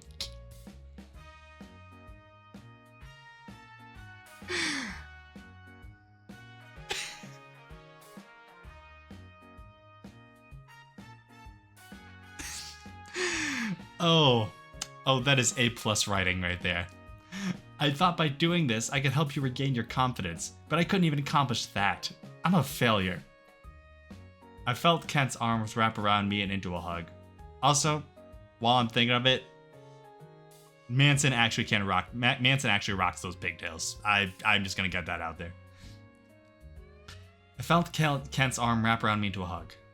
Manson, please calm down. You did just fine. I'm just not a top. No? Then what was that all about?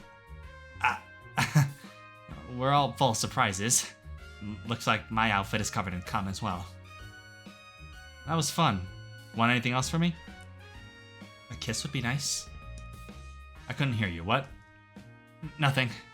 Let me open the shower for us. And bring my outfit to the dry cleaners.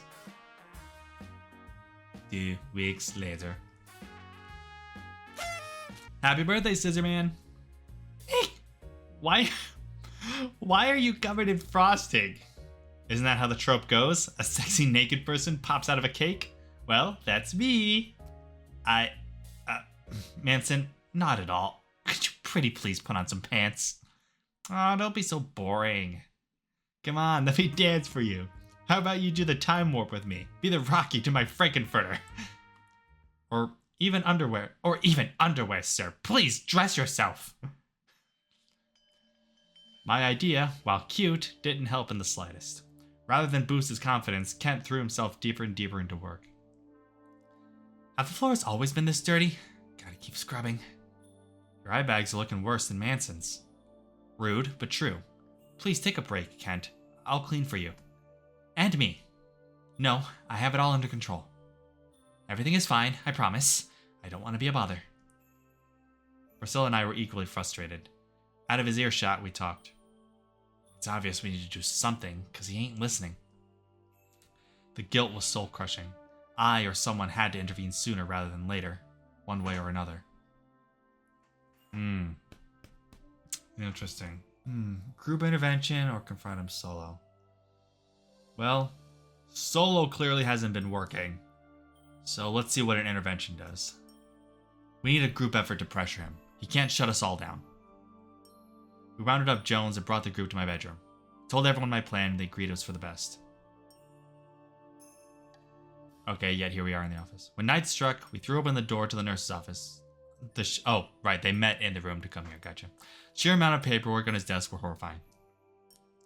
What are you all doing here? We just want to talk. We aren't leaving till you tell the truth. This is an intervention. Intervention? I have no idea what you're talking about. For you, because you're holding yourself up, working until you're skin and bones. We hate seeing you miserable. If you don't speak for yourself, nothing will change. I've told you, I'm fine. Please drop the subject. Pretend that it's group therapy again. Remember how it's better to share than bottle up your problems all alone? Your words. The more we pressed, the harder we tugged on his sleeves until he finally shouted. Okay, fine, I'll talk. I hate it. I hate being a pushover and all the work it entails, but there's nothing I can do about it. I'm destined to be crushed under it. You think I enjoy being this wimpy? Are you happy now? Tears began streaming from his scissor holes. I'm sorry for yelling. It'll be best for everyone if I quit. I don't find you a wimp. You're lying. Nobody likes me. Only what I do for them. Not true. I'd like you through and through. I wouldn't be here without you. Remember when you... that day... Jones joined in on the sobbing. Priscilla had to look away, but her fingers trembled. Even I couldn't hide my watering eyes. But you are dumb from hiding this from your best friends. We had to figure it out ourselves. Part of it through some hard and... Oh wait, no, Manson's saying this, I'm sorry. But you are dumb from hiding it from your best friends. We had to figure it out ourselves. Part of it through some hard and embarrassing self-reflection. Miss Priscilla is somewhat familiar with my situation, but I should come clean.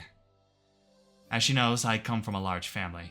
As the eldest sibling, I was responsible for taking care of everyone. When my mother passed, I voluntarily burdened myself with even more responsibility, eventually internalizing others' problems to my detriment. I've moved beyond some poor coping mechanisms, though unfortunately some still remain. I should never put on a veneer of enjoying it. I always thought that as long as you're happy, then I'm happy. I didn't want to be a bother. If I had just endured the extra work and bullying, people wouldn't be mad at me. I've had years of experience of grinning and bearing it. No, I should say when enough is enough, and that time is now. I never realized I was taking advantage of you. I will give you 1,000 apologetic hugs. Yeah, it was nice while it lasted, but I could have done better. I pinched her arm. I mean to say that I should have done better. Our relationship, our workplace environment. Shame on me. Me 3.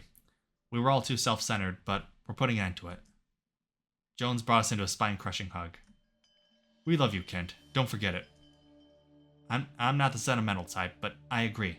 You're a good man. Please stay with us. And you're good friends.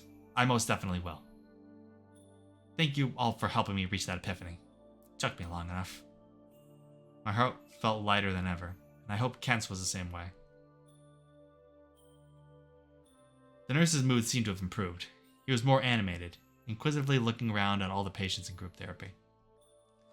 On the other hand, Marcellus was scowling and impatiently tapping on his feet. Today can be a free conversation. Does anyone have a topic they would like to discuss? I thought about everything we'd covered this year.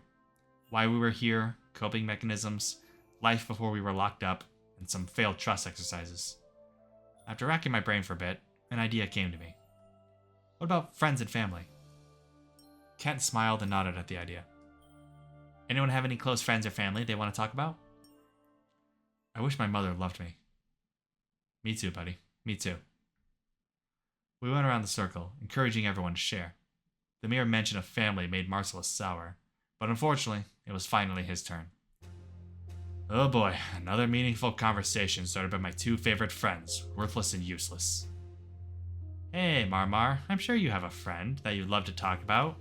Or since we're on the topic of family, should I call him your daddy? I could barely contain my laughter as he was flustered beyond belief. The fuck did you just say to me, you stupid son of a bitch? I'm not a homo, unlike you and Nurse Sissy over there. He leapt up from his chair and reeled his fist back to knock my lights out. The world would be a better place without you. Before the fist could hit flesh, our hands were grabbed, specifically by one livid Kent. Enough! I've had enough! His screaming froze Marcellus and I in our tracks. Without a hint of stuttering, Kent continued his tirade. This is a safe place to talk about our problems, not a boxing ring to duke it out. Marcellus, or should I say, Mr. I am too angry and brooding, so I must take it out on everyone else. I am not your punching bag, nor is anyone else here. And Manson, do you ever stop to think? Why do you feel the need to instigate? Marcellus is not helping, but you're dragging him down with you. You both are disruptive, ruining the session for me and your fellow patients. Shame on you. Get back to your seats. Do I make myself clear? We sat down, our tails tucked between our legs. Are you ready to behave? Yes, sir. Yep. Fine. Getting, rightfully, yelled at didn't feel great, but it was overweighed by seeing the spine Kent suddenly gained. Yeah, how's the saying go? Hell hath no fury like the wrath of a gentle soul. Yeah. Marcellus fled as soon as group therapy concluded. I, however, celebrated with Kent in my bedroom. You were so assertive. Gosh, compared to when I first met you, you were completely unrecognizable. I took everything you said to heart. I will not allow myself to be a pushover anymore. We embraced. See, it's easier said than done. It really is easier said than done to not be a pushover. Though you're still in trouble. No fighting or instigating during my therapy. Whoops. Even though I made up with Kent, I wasn't free from the fire. Acevedo gave me a stern talking to about my actions and made me and Marcellus apologize face to face.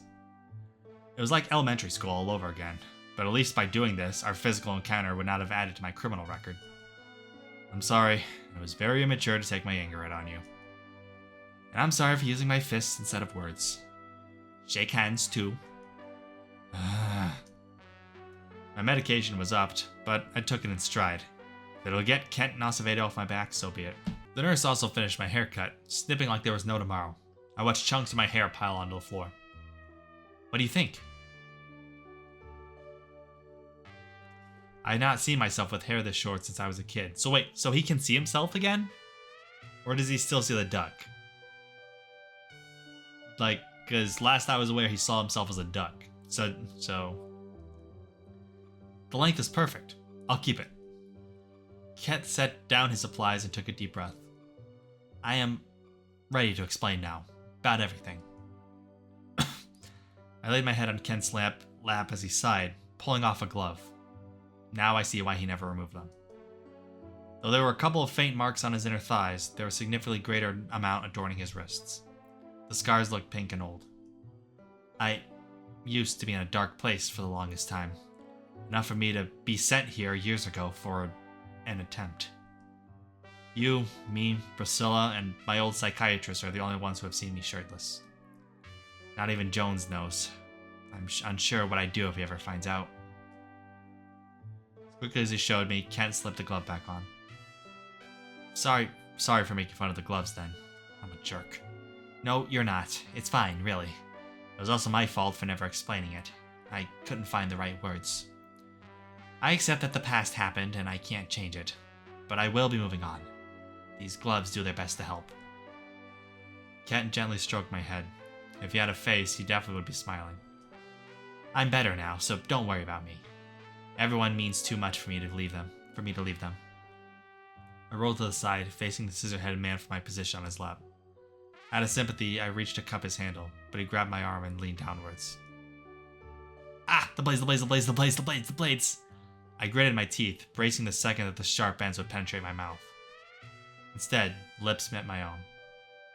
Oh, hello. Oh, hello, Kent. Again, not what I was expecting. when he said it was in a ponytail, I was expecting longer. Huh.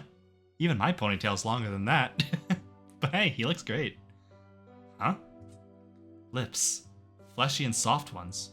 No metal, no plastic, no blades. Lips. Kent was... I relaxed. All the tension that was stored up inside these past few months evaporated in an instant. My reflection was just as surprised in the gentle green eyes that belonged to the nurse. Okay, now seeing himself in the mirror makes more sense. Okay, gotcha. Was that your first kiss? No. You? Not in the slightest. But it was our first kiss together. Oh, I like him. He's adorable. You're a great smoocher, you know. Really? Pretty gentle. How skilled is your tongue? I believe I can tie cherry stems with them. Oh? Let's find out. I pushed him down and kissed him harder than ever. My nightmare was finally over. Yeah, Kent was good with his tongue. Oh, Marcellus. Looking sharp there. And you actually do have a paper bag on your head. Okay, that's actually a pretty funny twist. Marcellus, after being completely humiliated, greatly humbled. I didn't expect a human-headed Marcellus to look so cute. Not as cute as Kenty Kent, though. But the dark-skinned man had a nice jawline and eyes. Now I feel a little bad for my constant Four Eyes insults. Honestly, Heiko wasn't too bad. He apologized for Marcellus's behavior and invited me to a card game. We're not in the same group therapy block, so sorry I couldn't keep a better eye on my roommate. Believe it or not, he was actually kicked from mine and moved to yours. Oh, glad you could join us, Marcy. I told you not to call me that in public. Oh, hush, I know you like it. After a couple more sessions, Marcellus was gone. Wherever he may be, I hope he was finally happy with Heiko.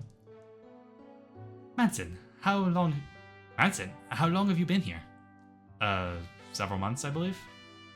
How time flies. You've made some good improvements ever since you arrived. I'm aware of how much your work alongside the staff, not only overcoming your challenges, but helping them with theirs. I'm very proud of you. I should at least let you know that I found a partner, Kent. We'll be moving in together. The nurse? I should have figured from how often you've mentioned him. He's a good chap, and he'll take care of you. Acevedo walked to his desk and began signing a paper. You are free to go. I hope you two stay happy. Thanks, Doc. You're the best. As I didn't have much in my room, it was easy to pack up. No one ever complained about the missing cheerleader uniform, so finders keepers. Jones frowned when he saw my packed bags. He tugged on my shirt. You're going? Yes, sweetie. Manson will be living with me now. But I want to spend as much time with you as Manson does. Don't worry, I'll still be your nurse. Remember why you're here. I'll work hard. Best friends forever? Of course, best friends forever. Kent hugged Jones. Jones then tackled me into a hug, lifting me up. Yeah, we have one more thing I want to do, like, once I finish all the routes, is to go back and see all these endings again with everybody, just to get the full context. Ah, hell yeah. The receptionist called a bus for us, which was pulling out at the entrance. Acevedo and Priscilla stepped outside to wave goodbye. The ward will sorely miss Manny the dork. Honeyboo, could you now update me on the freshest Manson gossip? Only if it's good news. We sat on the bus seats, holding hands. This is nice, but I think we should get a tandem bike. Kent laughed. Anyway, away we went on the bus, watching the ward shrink farther and farther away. A new adventure awaited. Alright, one last scene. Kent continued working as a nurse while I began to sell used cars. With his encouragement, I often joined him volunteering at the local animal shelter. I was the best cage cleaner this town ever saw. And I guess the dogs were cute. A mutt is a mutt. I can't tell if it's a Great Dane or a Chihuahua. I threw down the phone's receiver. I was busy sighing when a tall shadow leaned over me, accompanied by an even taller man. Excuse me, is this where I can adopt a dog? Even if it's been several months, I would recognize that booming voice anywhere. We rushed to hug. Today's my first day out, so I'm celebrating. Kent came with me to help me pick out a dog. Hopefully one that's done service. Congrats, bud. He looked through the cages before settling on a golden retriever that loved to lick his face. Oh, it's adorable. I'll name him Baxter. We celebrated by going out for milkshakes, Jones's favorite. I watched the two old friends talk before I joined in. Jones leaned forward for another sip, coming back with a lock of hair falling in front of his face. I worked things out with her. I'm doing a lot better. I can guess, based on what I know.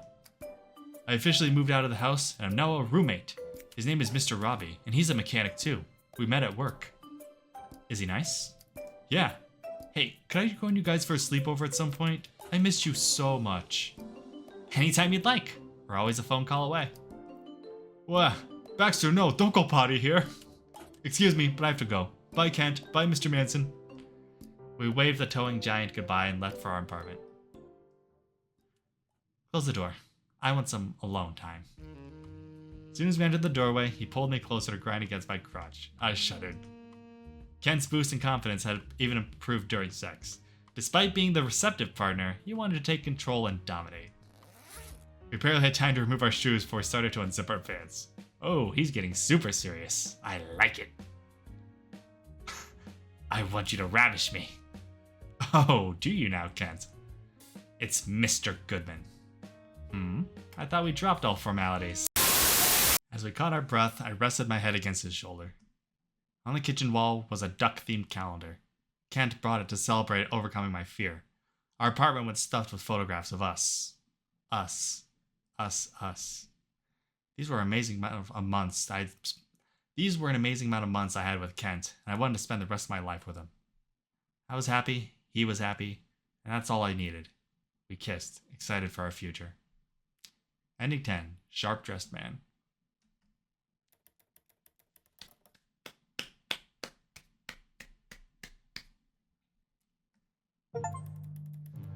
Oh, and there's the scissors. Whoa. And that was the Kent route. That was great. That was such a good one. Yeah, I had a feeling I was gonna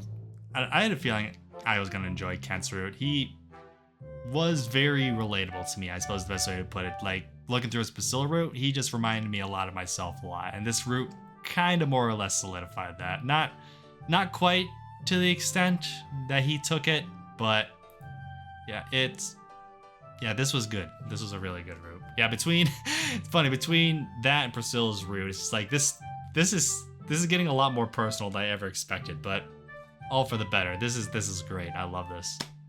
As per usual, same amount, like, it's a perfect blend of comedy and seriousness while taking both of them, like, well. This was great.